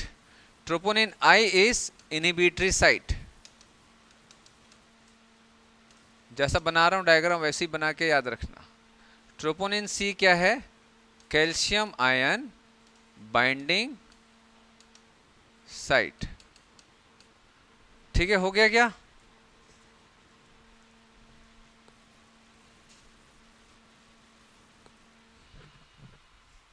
अब ये अपन इसीलिए बता रहे हैं ट्रोपोनिन ट्रोपोमायसिन, क्योंकि ये इसका सारा रोल जो रहता है वो एक्टिन के साथ में ही है। ट्रोपोनिन के साथ में इसका ज़्यादा कोई रोल नहीं है। ठीक है, तो बुक में भी इसलिए वैसे ही दिया गया है। फिर हम आएंगे ट्रोपोमायसिन, उसमें आएंगे, ठीक है, मायोसिन में आएंगे। क्लियर है ये? तो ट्रोपोनिन जो है उसमें 3 साइट होते हैं, 3 प्रोटीनस साइट होते हैं। पहला ट्रोपोमायोसिन बाइंडिंग साइट। इसका मतलब क्या होगा? ये ट्रोपोनिन प्रोटीन का एक हिस्सा किसके साथ बाइंड होगा? ट्रोपोमायोसिन के साथ बाइंड होगा। और ट्रोपोमायोसिन किसके साथ बाइंड है? Active site of actin. Clear हो गया? दूसरा इसका कौन सा साइट है भैया? Calcium binding site. इसका मतलब इसमें क्या अटैच होगा? कैल्शियम अटैच होगा, इसलिए उसका साइट दिया गया है ना। तीसरा इनहिबिटरी साइट, इसको हम आगे देखेंगे इसका क्या रोल है। ठीक है, समझ आया क्या बात? तो नाम से ही समझ आ रहा है, इनहिबिटरी साइट मतलब कोई चीज को इनहिबिट करेगा, हाँ, रोकेगा। क्लियर है बात इतना? ठीक है, चलो। तो अब हम लोग ये देखेंगे कि भैया ये जो हमारा क्या बोलते हैं ग्लोबुलर प्रोटीन है, दैट इज एक्टिन प्रोटीन है, इसमें ट्रोपोनिन और ट्रोपोमायोसिन कैसे अटैच रहते हैं। चलो, तो एक स्ट्रक्चर को बस निकाल के अपन देखेंगे।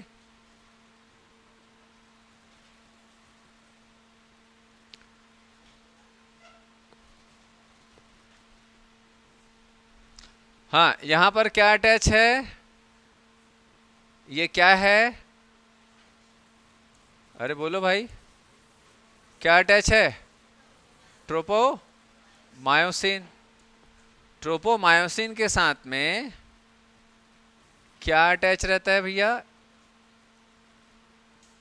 एक क्या अटैच है? ट्रोपोनिन टी, और दूसरा ट्रोपोनिन सी, और तीसरा ट्रोपोनिन आई। तो ये ऐसा स्ट्रक्चर है। ठीक है, क्लियर है इतना? अपन देखेंगे एक एक करके भाई ये कैसे काम करता है। तो अगर मसल का कॉन्ट्रैक्शन नहीं हो रहा है तो ये कुछ इस तरीके का अरेंजमेंट दिखेगा। ठीक है, तो ये क्या चीज बता रहे हैं हम? मसल कॉन्ट्रैक्शन नहीं हो रहा है, ये मसल कॉन्ट्रैक्शन नहीं हो रहा है। तो ऐसा अरेंजमेंट पूरे में रहेगा बेटा, ऐसा अरेंजमेंट पूरे में रहेगा। देखो आपके डायग्राम में पूरे में दिया हुआ है, ट्रोपोमायोसिन पूरे जगह अटैच है, पूरा लपटाया हुआ है, हैं? ठीक है, चलो। तो अब अगर ये नॉन कॉन्ट्रैक्शन नहीं हो रहा है, अब हम आएंगे कॉन्ट्रैक्शन वाला। तो फिर से देखेंगे ये क्या चीज है? It is G actin. ये भी क्या है? जी एक्टिन है ना, एक ग्लोबुलर एक्टिन प्रोटीन, कोई जी एक्टिन बोलते हैं। तो अब यहां पर अगर हम देखें तो ये अलग हो गया, ठीक है, और इसके साथ क्या अटैच है भाई? ट्रोपोनिन टी, ट्रोपोनिन आई और ट्रोपोनिन सी। तो ये जो स्ट्रक्चर है ये किसका है? During muscle contraction.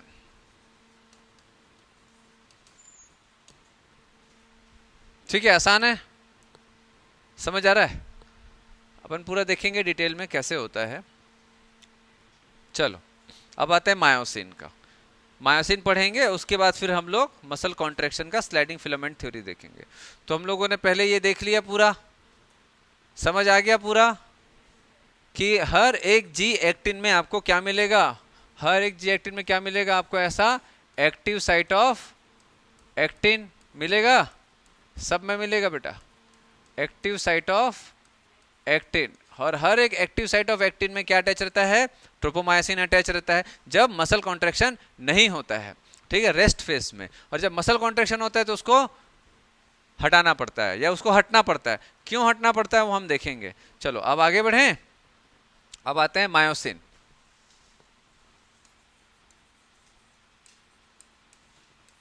Myosin is also a double proteins chain structure, ठीक है। तो मायोसिन में अगर आप देखोगे तो दो टाइप का आपको चेन मिलेगा। एक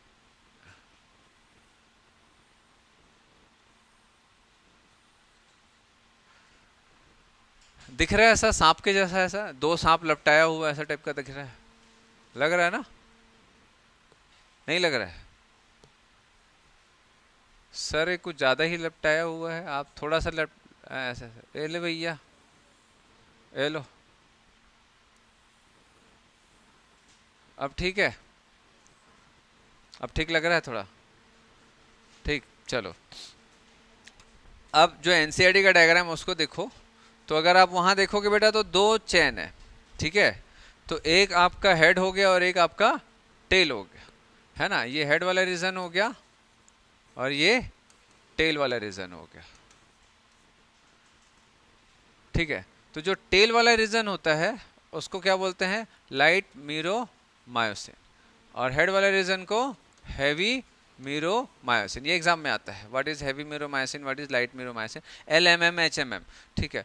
तो HMM का मतलब क्या हो रहा है भाई, हैवी प्रोटीन की चेन है, ठीक है। हेड देख सकते हो आप लोग, थोड़ा सा हैवी दिख रहा है, और वो लाइट मीरोमायोसिन। अब ये मीरोमायोसिन क्या चीज है, तो जो हर एक मायोसिन प्रोटीन होता है, अच्छा हर एक एक्टिन प्रोटीन किस टाइप के प्रोटीन की चेन से बनती है, एक एक जी एक्टिन ग्लोबुलर प्रोटीन, ठीक है। समझ आ रहा बात। चलो तो यहां पर जो टेल है वो किससे बनता है बेटा, मीरोमायोसिन। मीरोमायोसिन जो प्रोटीन होती है उससे मिल करके क्या बनता है, मायोसिन प्रोटीन, ठीक है। तो अगर लाइट चेन है तो वो लाइट मीरोमायोसिन, और अगर ज्यादा हैवी है मतलब ज्यादा प्रोटीन है उसमें बल्क में तो वो हैवी मीरोमायोसिन। मीरोमायोसिन एक प्रोटीन का नाम है। क्लियर है बात। इसका मतलब है कि जब हम मायोसिन प्रोटीन को डाइजेस्ट करेंगे, अगर कोई खाता है मायोसिन मतलब मसल कोई खाता है, तो मायोसिन को जब डाइजेस्ट करेंगे तो ये सबसे पहले किस में टूटेगा, मीरोमायोसिन में टूटेगा। सबसे पहले ये मीरोमायोसिन में टूटेगा। समझ आ रहा बात। मीरोमायोसिन से एक लंबी चेन बनी है। वैसे ही एक्टिन को जब डाइजेस्ट करेंगे, मतलब आप लोग नहीं, जो खाएंगे वो जब डाइजेस्ट करेंगे तो ये जो एक्टिन प्रोटीन है वो किससे ब्रेक होगा, सबसे पहले ग्लोबुलर प्रोटीन की चेन, वो पहले ब्रेक होगा, फिर ग्लोबुलर प्रोटीन टूटेगा अमीनो एसिड में, और मीरोमायोसिन टूटेगा अमीनो एसिड्स में। समझ पा रहे हो आप लोग, क्लियर हो रहा है।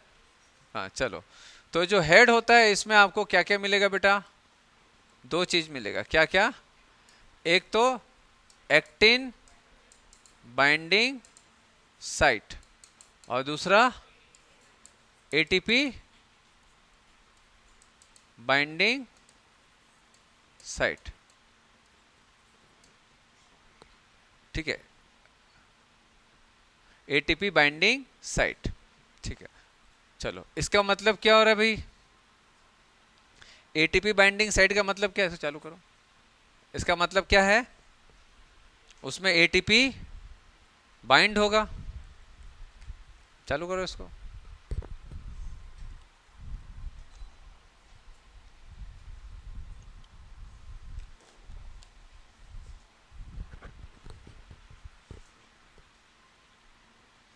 तो एटीपी बाइंडिंग साइट में क्या अटैच होगा, अटैचेस एटीपी, और एक्टिन बाइंडिंग साइट में क्या अटैच होगा, एक्टिन। चलो हटा दो इसको। अब आते हैं जो इंपॉर्टेंट है, क्या, स्लाइडिंग फिलामेंट थ्योरी। यहां से क्वेश्चन आता है, sliding filament theory, that is mechanism of muscle contraction, ठीक है।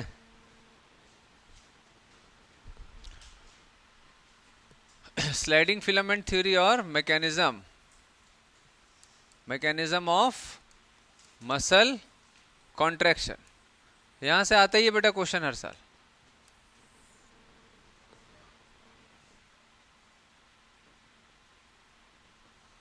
चलिए,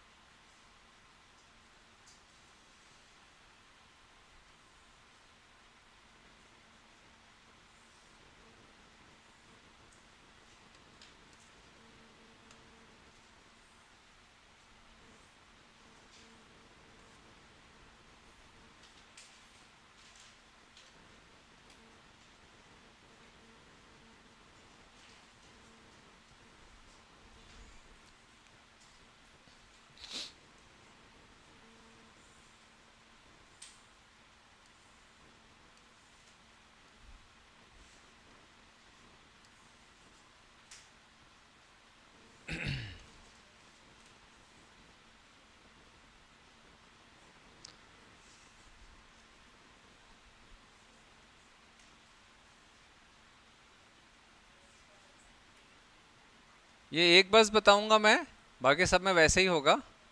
चलो, हम लोगों ने एक चीज देखा था बेटा, क्या?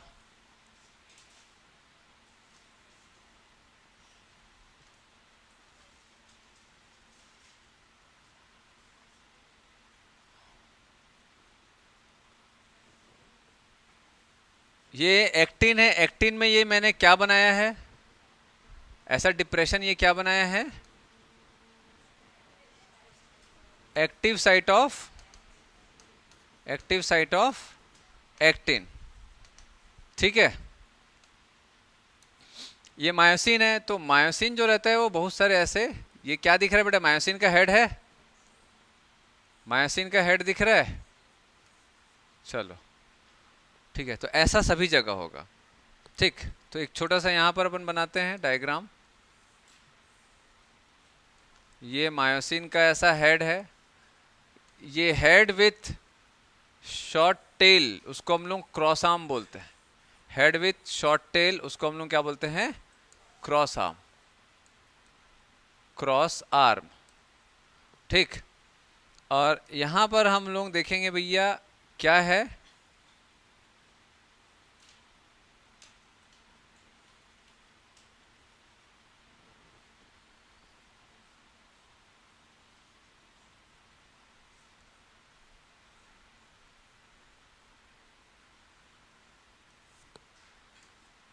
ये एक हम दिखा रहे हैं, ठीक है।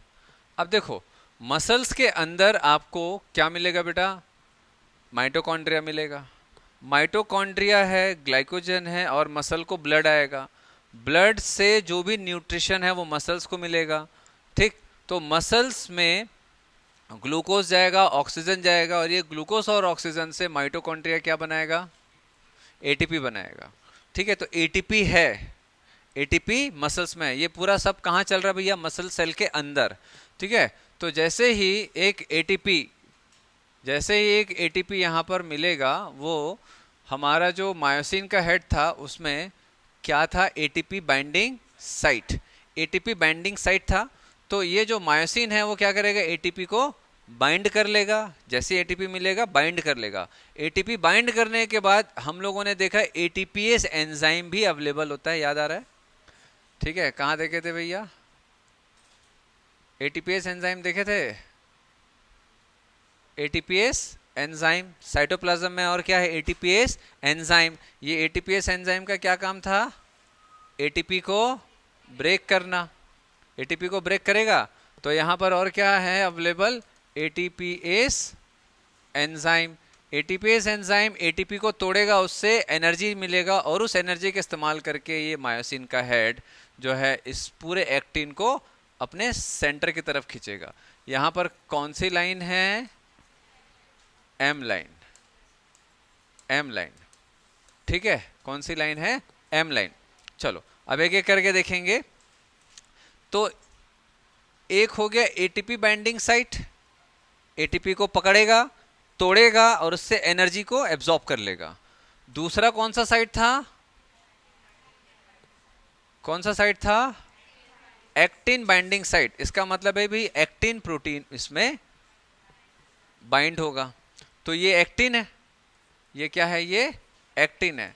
लेकिन मैंने बताया था कि जब हमारा मसल कॉन्ट्रैक्शन जब नहीं होता है, नॉन कॉन्ट्रैक्शन, तो उस समय एक्टिन का जो बाइंडिंग साइट है, that is active binding site, उसमें क्या अटैच है? ट्रोपोमायोसिन। तो भैया पहले उसको तो हटाना पड़ेगा क्या? यहां पर क्या अटैच है पहले से?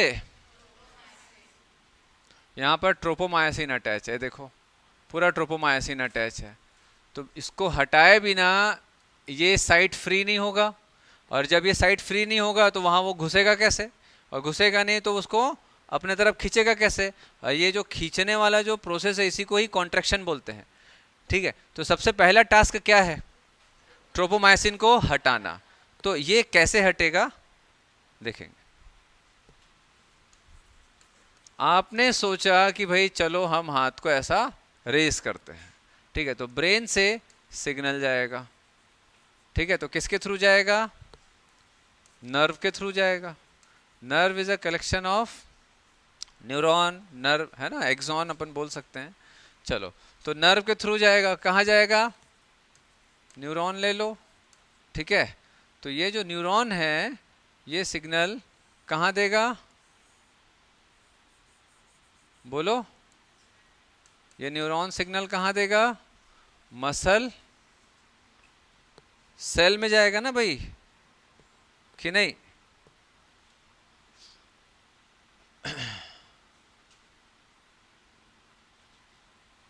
इधर देखो,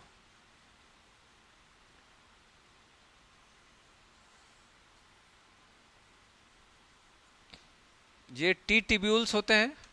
टी टिब्यूल्स, ये सब एग्जाम में आता है बेटा। टी टिब्यूल्स होते हैं, they R T tubules. T tubule क्यों? ऐसा टी शेप में रहता है इसीलिए, ठीक है, ऐसा बोलते हैं, ऐसा दिखता है करके, टी टिब्यूल्स। अब इधर देखेंगे, जैसे ही न्यूरॉन से सिग्नल जाएगा यहां पर आपको क्या मिलेगा? ACH vesicles. ACH वेसिकल्स कुल मिलाकर के एक सिग्नल पास होने का एक केमिकल है। तो ACH वेसिकल्स में क्या भरा रहता है? Acetylcholine, ACH। इधर ध्यान दो, तो जैसे ही ब्रेन से सिग्नल जाएगा भैया चलो मुझे अब हाथ उठाना है, तो हाथ उठाने के लिए ये एक मूवमेंट है, मसल का कॉन्ट्रैक्शन जरूरी है।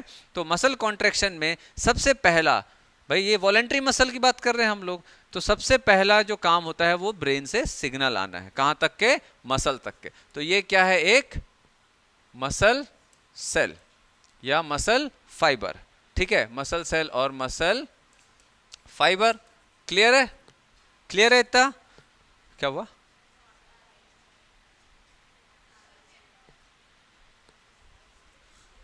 अपने आप? अच्छा अच्छा,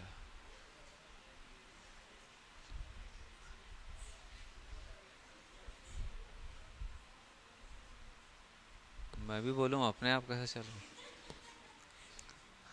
चलो, तो ब्रेन से सिग्नल आया, चलो हाथ उठाते हैं ऐसा, ठीक है, हाथ उठाते हैं मतलब मारना और नहीं है किसी को, ठीक है, हाथ उठाते हैं ऐसा, मूवमेंट करते हैं, है ना, तो वो सिग्नल आएगा भाई ये नर्व के through, nerve bundle of neuron है ना, ऐसे समझना है अभी। तो ये हमारा क्या हो गया? साइटॉन, ये एक्सॉन, टीलोडेंड्रियंस। तो यहाँ पर जो एंड पार्ट ऑफ हमारा जो न्यूरॉन है वहाँ पर जो एक ACH वेसिकल है, एक थैली है जिसमें क्या भरा हुआ है? Neurotransmitter chemical. Neurotransmitter chemical that is ACH। ये ACH यहाँ से निकलेगा, और आपको बता दूं इसके लिए भी कैल्शियम आयन की जरूरत होती है, ठीक है। तो ये यहाँ पर ऐसा सिग्नल निकलेगा। कौन सा सिग्नल निकलेगा? ACH। ये क्या निकल रहा है भैया? ACH, that is neurotransmitter, a type of chemical. तो ये अंदर घुसा, कहाँ घुसा? टिट्यूब्यूल्स में घुसा। टिट्यूब्यूल्स किससे बनता है? That is cell membrane. ये क्या है भैया? Cell membrane of muscle fibre ही टिट्यूब्यूल्स बनाते हैं। क्यों? ताकि सरफेस एरिया ज्यादा मिलेगा केमिकल एब्जॉर्ब करने के लिए, ठीक है। चलो अब इधर देखेंगे, इधर देखेंगे बेटा। अब ACH के लिए ACH रिसेप्टार होता है। यहां पर क्या होगा बेटा? ये दिख रहा है? थोड़ा सा बड़ा कर देते हैं। तो तो यहां पर अगर आप देखोगे तो ये ACH केमिकल ऐसा निकल रहा है यहाँ से, ठीक है, ऐसा निकल रहा है ना, ये ऐसा निकल रहा है। तो यहाँ पर क्या होगा बेटा, ऐसा ACH रिसेप्टार, किसका रिसेप्टार, ACH का रिसेप्टार। तो रिसेप्टार जो सिग्नल को रिसीव करता है उसी को हम क्या बोलते हैं, रिसेप्टार। तो ये क्या है, ACH रिसेप्टार। तो ACH रिसेप्टार सिग्नल रिसीव करेगा और एक इलेक्ट्रिकल सिग्नल पास होगा सेल मेम्ब्रेन ऑफ साइटोप्लाज्म, ठीक है। तो ये जो सिग्नल है, ये जो सिग्नल है अब अंदर जाएगा। कहाँ अंदर जाएगा भाई, कहाँ अंदर जाएगा, साइटोप्लाज्म के अंदर। सिग्नल आया है ना, एक टाइप ऑफ इलेक्ट्रिकल सिग्नल आया। अब ये सिग्नल जो है वो जाएगा कहाँ पर, एंडोप्लाज्मिक रेटिकुलम। एंडोप्लाज्मिक रेटिकुलम का जो सिस्टर्ने होता है, इधर ध्यान दो, सिस्टर्ने आप लोग पढ़े हो, एंडोप्लाज्मिक सिस्टर्ने होता है। तो ये जो सिस्टर्ने होता है इसमें कैल्शियम आयन फिल्ड होता है, कैल्शियम आयन क्या रहेगा, फिल्ड होगा। तो इमेजिन करो कैल्शियम आयन यहाँ पर, ये एंडोप्लाज्मिक रेटिकुलम का सिस्टर्ने है, ठीक है बेटा, इसमें क्या फील्ड है, कैल्शियम आयन। तो यहाँ से कैल्शियम आयन क्या होगा बेटा, उसका इफ्लक्स होगा, कैल्शियम आयन बाहर निकलेगा। यहाँ पर क्या फील्ड है, कैल्शियम आयन। समझ पा रहे हो आप लोग, प्रोसेस को समझो पहले पूरा कहानी के जैसा। तो कैल्शियम आयन यहाँ से बाहर निकलेगा, कैल्शियम यहाँ से बाहर निकलेगा। तो कैसे आया भैया, ये सिग्नल जब अंदर आता है तो ये सिग्नल एंडोप्लाज्मिक रेटिकुलम को क्या करेगा, क्या करेगा, सिग्नल एंडोप्लाज्मिक रेटिकुलम के पास जाएगा, सिस्टर्ने से कैल्शियम आयन इफ्लक्स होगा, बाहर निकलेगा, कैल्शियम आयन बाहर निकल गया। तो कैल्शियम आयन अब कहां पर है, इन साइटोप्लाज्म, ठीक है, साइटोप्लाज्म। क्लियर है इतना, अब इधर ध्यान दो, साइटोप्लाज्म में है। अब ये जो हमारा क्या था भैया, ये क्या था हमारा, ट्रोपोमायोसिन। किससे अटैच है, ट्रोपोमायोसिन किससे अटैच है, एक्टिव साइट से अटैच है, ठीक है। और ट्रोपोमायोसिन जो खुद किससे अटैच रहता है, ट्रोपोनिन। तो ये क्या है, ट्रोपोनिन टी, ये क्या है, ट्रोपोनिन आई, ये क्या है, ट्रोपोनिन सी। तो ट्रोपोनिन सी में जब कैल्शियम आयन अटैच नहीं होता है तो ट्रोपोनिन आई इनहिबिटरी साइट क्या करता है, इस पूरे के पूरे स्ट्रक्चर को ऐसा अंदर घुसा के रखता है, ठीक है। इमेजिन करो कि, पेन दे तो मेरे, 3 पेन दे दो मेरे को, हाँ हाँ। तो जैसे ये मेरा हाथ जो है ये क्या हो गया, मेरा हाथ क्या है, ट्रोपोनिन की ट्रोपोमायोसिन, ट्रोपोनिन। ट्रोपोनिन में ऐसा 3 बाइंडिंग साइट है, ये एक्टिव साइट है मेरा, किसमें, एक्टिव साइट किसमें है, एक्टिव साइट किसमें है, ट्रोपोनिन में। किसमें एक्टिव साइट, ट्रोपोमायोसिन में एक्टिव साइट है, एक्टिन में है। एक्टिन में क्या है भैया, ये एक्टिन है ना, एक्टिव साइट है। अगर मसल कॉन्ट्रैक्शन नहीं है तो ये क्या है, ट्रोपोनिन टी, ठीक है, इसको ले लेते हैं। ये क्या है, troponin T, troponin I, troponin C. इसका कैप है क्या, कैप वाला दो एक, हाँ, तो और अच्छे से समझ आएगा, ठीक है। तो ये troponin I, troponin T, troponin C, ये हमारा ट्रोपोनिन का 3 बाइंडिंग साइट हो गया, ठीक है। अब जब मसल कॉन्ट्रैक्शन नहीं होता है तो ये क्या होगा बेटा, ट्रोपोनिन टी के साथ में क्या अटैच है, ट्रोपोमायोसिन। ये ट्रोपोमायोसिन क्या करता है कि एक्टिव साइट में ऐसा, तो ये ट्रोपोनिन आई है, तो ट्रोपोनिन आई जो रहता है ऐसा, इसको ऐसा मूव करा के रखता है, इसका मूवमेंट ऐसा करा के रखता है। तो अब ये एक्टिव साइट में क्या अटैच है, ट्रोपोमायोसिन अटैच है।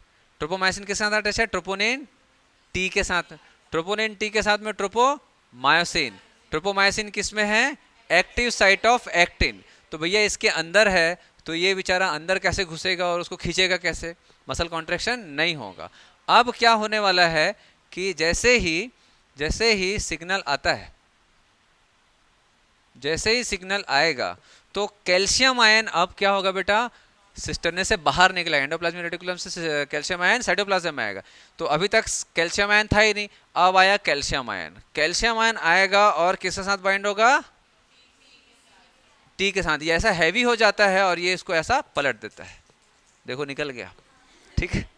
तो ट्रोपोमायोसिन जैसे ही कैल्शियम यहां आता है, जैसे ही कैल्शियम यहां पर आके अटैच होगा, ट्रोपोनिन सी के साथ में कैल्शियम आकर के अटैच होगा, इनहिबिटरी साइट इनएक्टिव हो जाता है और ये ट्रोपोनिन जो टी है ट्रोपोमायोसिन के साथ जो अटैच है, कैल्शियम आते ही ये इस डायरेक्शनल चेंज करेगा और ये ट्रोपोमायोसिन को एक्टिव साइट से हटा देगा। जैसे ही tropomyosin active site of actin से हटा, ठीक है, अब क्या होगा बेटा?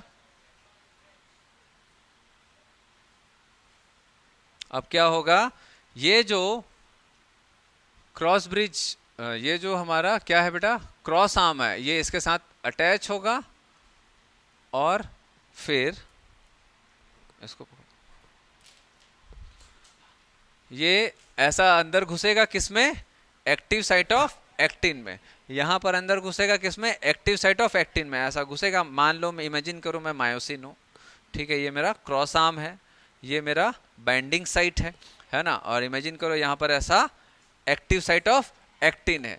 तो ये ऐसा घुसा और फिर एनर्जी तो बनी चुका है इसके पास, कैसे? एटीपी को तोड़ के। तो जैसा घुसाया और एक्टिन को सेंटर की तरफ खींचेगा, क्योंकि इसका डायरेक्शन देखो ऐसा है, इसका डायरेक्शन ऐसा है। तो जैसे ही घुसा और फिर वो अपने तरफ खींचेगा, समझ आ रहा बात? अपने तरफ खींचेगा, ताकत खत्म, छोड़ देगा, ताकत खत्म, छोड़ देगा। लेकिन भैया हम एक ही बार ऐसे थोड़ी ना कॉन्ट्रैक्शन करते हो, हम तो बार बार करते रहते हैं। तो ये जो बार बार मसल कॉन्ट्रैक्शन हो रहा है वो क्यों हो रहा है? क्योंकि हम जितना सिग्नल भेजेंगे उतना ही सेल में कैल्शियम आयन बाहर प्रेजेंट रहेगा, समझ आ रहा है? और कैल्शियम आयन अगर बाहर रहेगा तो एक्टिव साइट ओपन रहेगा, और एक्टिव साइट ओपन रहेगा तो अब ये मसल, ये जो मायोसिन है, इसने क्या किया? एक्टिव साइट में घुसा, खींचा, ताकत खत्म, फिर छोड़ा, फिर एटीपी तोड़ा, फिर अंदर घुसा, फिर खींचा, फिर एनर्जी खत्म, फिर नया एटीपी तोड़ा, ताकत आया, फिर ऐसे खींचा। तो ये ऐसा करते ही जा रहा है, ऐसा ऐसा ऐसा ऐसा आप लोग ऐसे करते हो ना, ऐसे ये ठीक है। तो ये क्या होता है बेटा? एनर्जी है, तभी तो ऐसे कर रहे हो ना। और खाना पनीर देंगे, ये तो तो एनर्जी रहेगा तभी तो ऐसे ऐसे कर पाएगा। तो वैसे ही ये क्रॉस आर्म जो रहता है एक्टिव साइड में घुसेगा, इमेजिन करो, और एक्टिन को अपने तरफ स्लाइड करेगा, फिर छोड़ा, फिर स्लाइड, फिर छोड़ा, फिर एटीपी टूटा, एनर्जी बना, हाथों में ताकत आया, फिर स्लाइड, फिर ऐसा, फिर स्लाइड। ये कंटिन्यूस होता रहेगा जब तक आप चाहोगे कि ऐसा करें। तो जब आप चाह रहे हो, अगर आप सोच रहे हो कि मैं फिंगर्स को ऐसा ऐसा मूव कराऊं, मतलब आप अपने ब्रेन से सिग्नल दे रहे हो, और ब्रेन से सिग्नल आते ही क्या होगा भैया? सिग्नल आते ही कैल्शियम बाहर रिलीज रहेगा। फिर उसके बाद जब आप छोड़ दोगे इसको, अब कुछ नहीं करना, तो जैसे ही आप छोड़ोगे तो कैल्शियम रिटर्न चला जाएगा विथआउट सिग्नल। कैल्शियम रिटर्न चल गया तो यहाँ पर कैल्शियम फ्री नहीं है। अगर कैल्शियम फ्री नहीं है तो क्या होगा? ट्रोपोनिन सी के साथ में कैल्शियम अटैच नहीं होगा तो इनहिबिटरी साइट वापस ट्रोपोमायोसिन को अंदर डाल देगा और मसल कॉन्ट्रैक्शन बंद कर देगा। समझ आ रहा है? भले एटीपी हो, उससे फर्क नहीं पड़ता, ठीक है? क्लियर हो रहा है? इसी को अपन क्या बोलते हैं? Sliding filament theory. तो स्लाइडिंग क्यों बोलते हैं आप देख सकते हो, मायोसिन के ऊपर ऐसा एक्टिन स्लाइड हो रहा है। आप लोग कभी कभी कुछ ऐसे स्लाइडिंग वाला डोर होता है ना, दरवाजा, ऐसे पकड़ के ऐसे ऐसे करते रहते हो, ऐसे ऐसे कभी क्यों ऐसे दौड़ो दरवाजा पकड़ के ऐसे ऐसे, खाली टाइम कभी कभी कुछ ऐसे बाहर देख रहे हैं तो ऐसे ऐसे ऐसे ऐसे शौक होता है ना, तो उंगली करने का कभी कभी अपने को, तो खिड़की के दरवाजे से पकड़ के ऐसे होता है स्लाइड वाला, कभी क्यों ऐसा? नहीं क्यों? क्यों हो, है ना? चलो, क्लियर हो रहा है इतना? चलो, तो अब अपन देखेंगे जो इसमें क्वेश्चन आता है। क्या क्या क्वेश्चन आता है? तो अगर मसल कॉन्ट्रैक्शन होगा, इसको हटा दूं,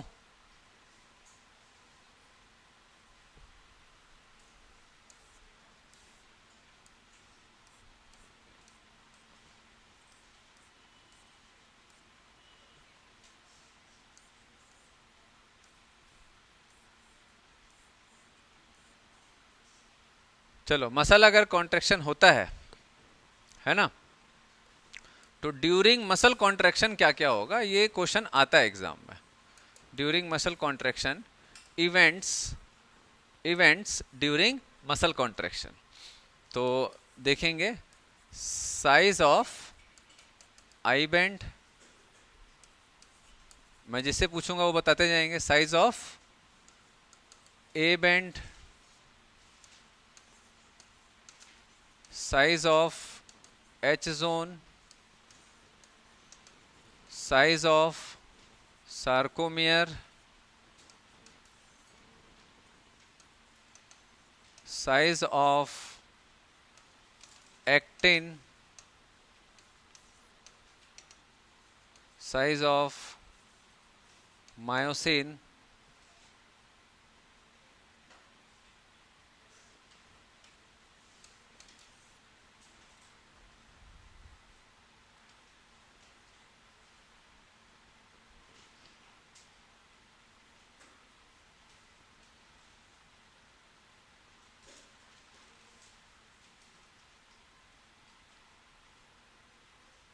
हाँ चलो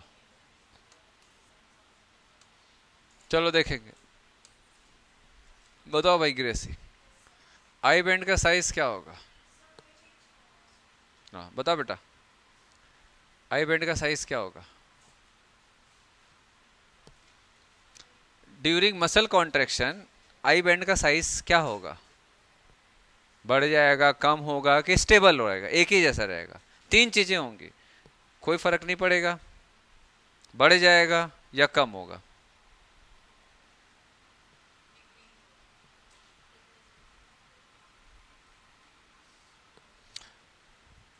साइज ऑफ ए बैंड क्या होगा? साइज ऑफ ए बैंड,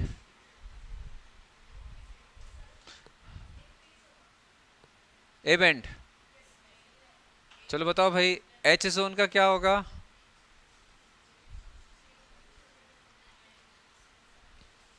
क्या होगा? कम हो जाएगा, ज्यादा हो जाएगा, कि सेम रहेगा, कोई फर्क नहीं पड़ेगा? हैं? डिक्रीज होगा। साइज ऑफ सार्कोमियर क्या होगा? हैं?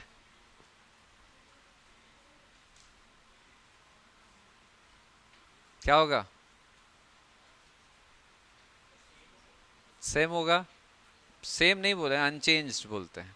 बताओ भैया जितू, सार्कोमियर का है डिक्रीज होगा।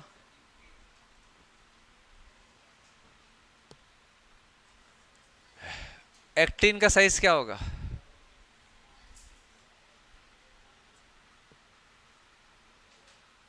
बढ़ जाएगा, कम होगा। मायोसिन का क्या होगा, आप बताओ। ए बेटा, मायोसिन का साइज क्या होगा ड्यूरिंग मसल कॉन्ट्रैक्शन?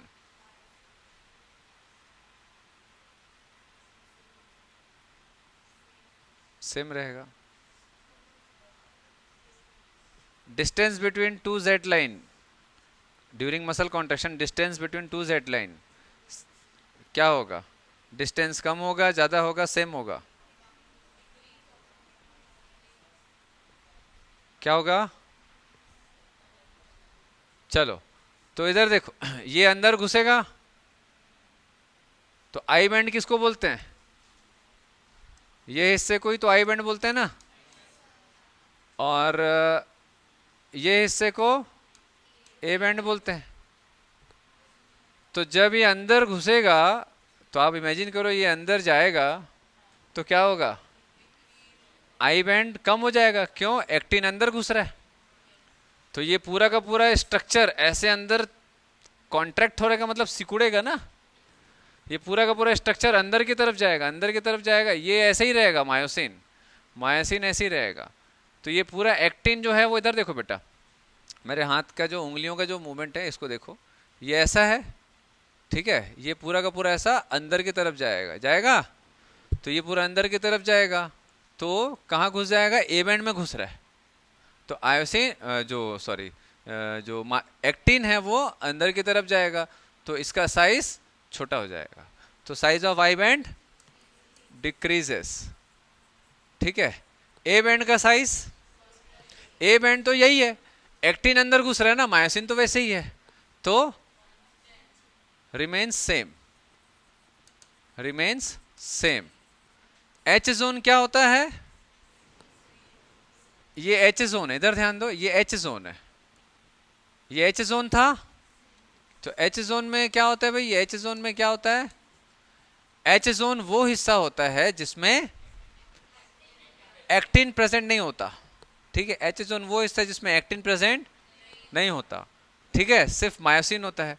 तो जब एक्टिन अंदर घुसेगा तो ये एच जोन भी छोटा होता जाएगा, देखो ये एच जोन है अभी, ठीक है, ये एच जोन है, तो ये अंदर घुस रहा है, अंदर घुस रहा है, तो ये जो मेरे दो उंगलियों के बीच में जो स्पेस है वो क्या है, एच जोन, ठीक है। तो ये अंदर जब एक्टिन, ये मेरी उंगलियां क्या है, एक्टिन है, ठीक है, तो जब एक्टिन अंदर जा रहा है, अंदर जा रहा है, तो एच जोन साइज इतने बड़े से इतना होता जाए, तो डिक्रीज होते जाएगा, मसल कॉन्ट्रेक्शन पूरा अच्छे से होगा तो ये गायब भी हो जाता है, ठीक है। तो अपन सिंपली बोलेंगे भैया डिक्रीजेस, ठीक है। और अगर कॉन्ट्रैक्शन बहुत ज्यादा हुआ तो ये पूरा का पूरा, ये अंदर घुस रहा है ना, एक्टिन अंदर घुस रहा है, तो पूरा का पूरा भी खत्म हो जाता है, ठीक है। चलो, साइज ऑफ सार्कोमियर, मैंने आपको बताया था कि जो एक्टिन है, एक्टिन किससे अटैच है, जेड लाइन से, तो ये जेड लाइन के साथ एक्टिन अटैच है ना। तो जब एक्टिन अंदर जाएगा तो जेड लाइन भी अंदर की तरफ जाएगा, तो जब मसल कॉन्ट्रैक्शन होता है तो करीब करीब साइज ऐसा छोटा हो जाता है, तो ये आपका सार्कोमियर है, ये आपका सार्कोमियर है। और ओरिजिनल सार्कोमियर का साइज कितना था, ये ऐसा, ये नॉर्मल कंडीशन का सार्कोमियर, तो आप देख सकते हो सार्कोमियर का साइज छोटा हो गया, तो सार्कोमियर का size decreases. Size of actin and size of myosin, actin और मायोसिन तो सेम रहेगा ना भाई, वो अंदर बाहर हो रहा है लेकिन जितना उसका लेंथ है वो उतना ही रहेगा। खिंचा कौन रहा है एक्चुअल में, जेड लाइन, खिंचाता कौन है, जेड लाइन, ठीक है। तो ये सब सेम, क्लियर है।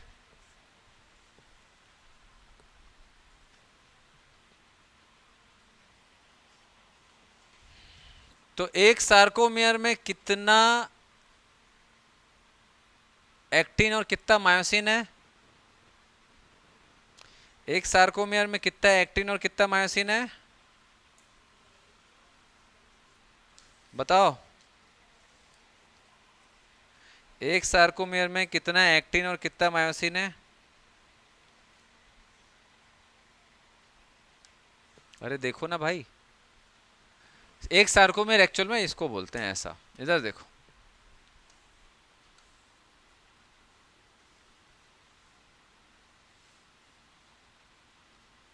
ये मायोसिन है और ये एक्टिन है, इसको एक सार्कोमियर बोलते हैं, बहुत सारे को नहीं, ठीक है। एक्टिन और मायोसिन का जो एक कॉम्बिनेशन होता है ना वो एक सार्कोमियर होता है। तो कितना एक्टिन और कितना मायोसिन है इसमें, दो हाफ एक्टिन होता है, ध्यान रखना, ठीक है। क्यों, क्योंकि एक्टिन का कुछ हिस्सा मैंने आपको एक डायग्राम में दिखाया भी था ऐसा,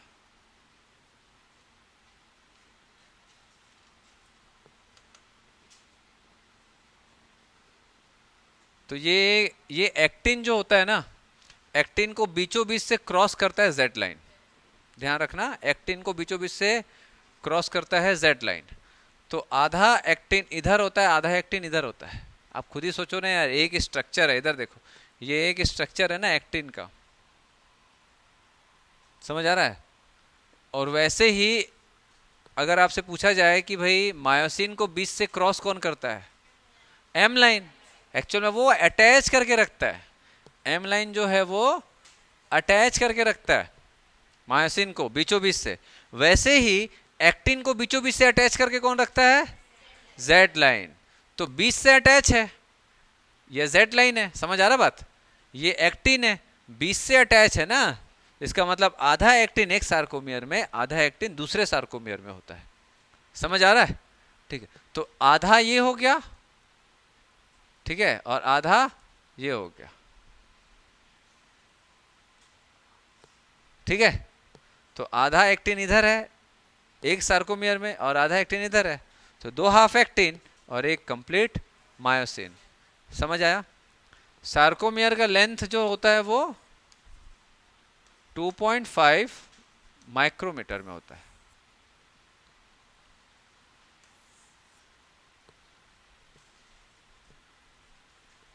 तो लिख लिया है ना, एक सार्कोमियर में कितना एक्टिन कितना मायोसिन?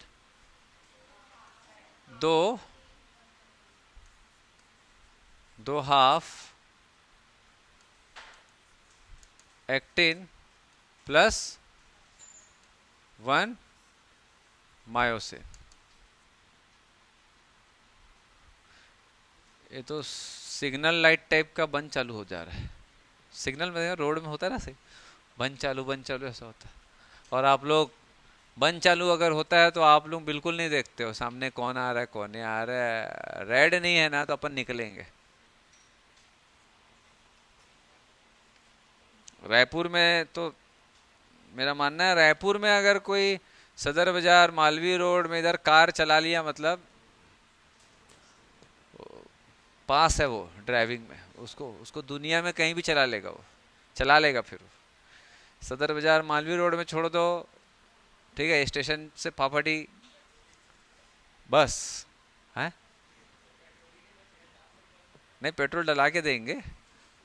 तो जैसे किसी को कार मोपेड सीखना है ना, तो उसको रायपुर में 2-3 लोकेशन में बस बोलो यहाँ चला के आ जा, बिना एक भी स्क्रैच आए, ठीक है। और अगर तू आ गया सही सलामत तो आज ही साइन करके अपन तेरे को लाइसेंस दे देंगे, तो जरूरत ही नहीं है फिर उसके बाद, है?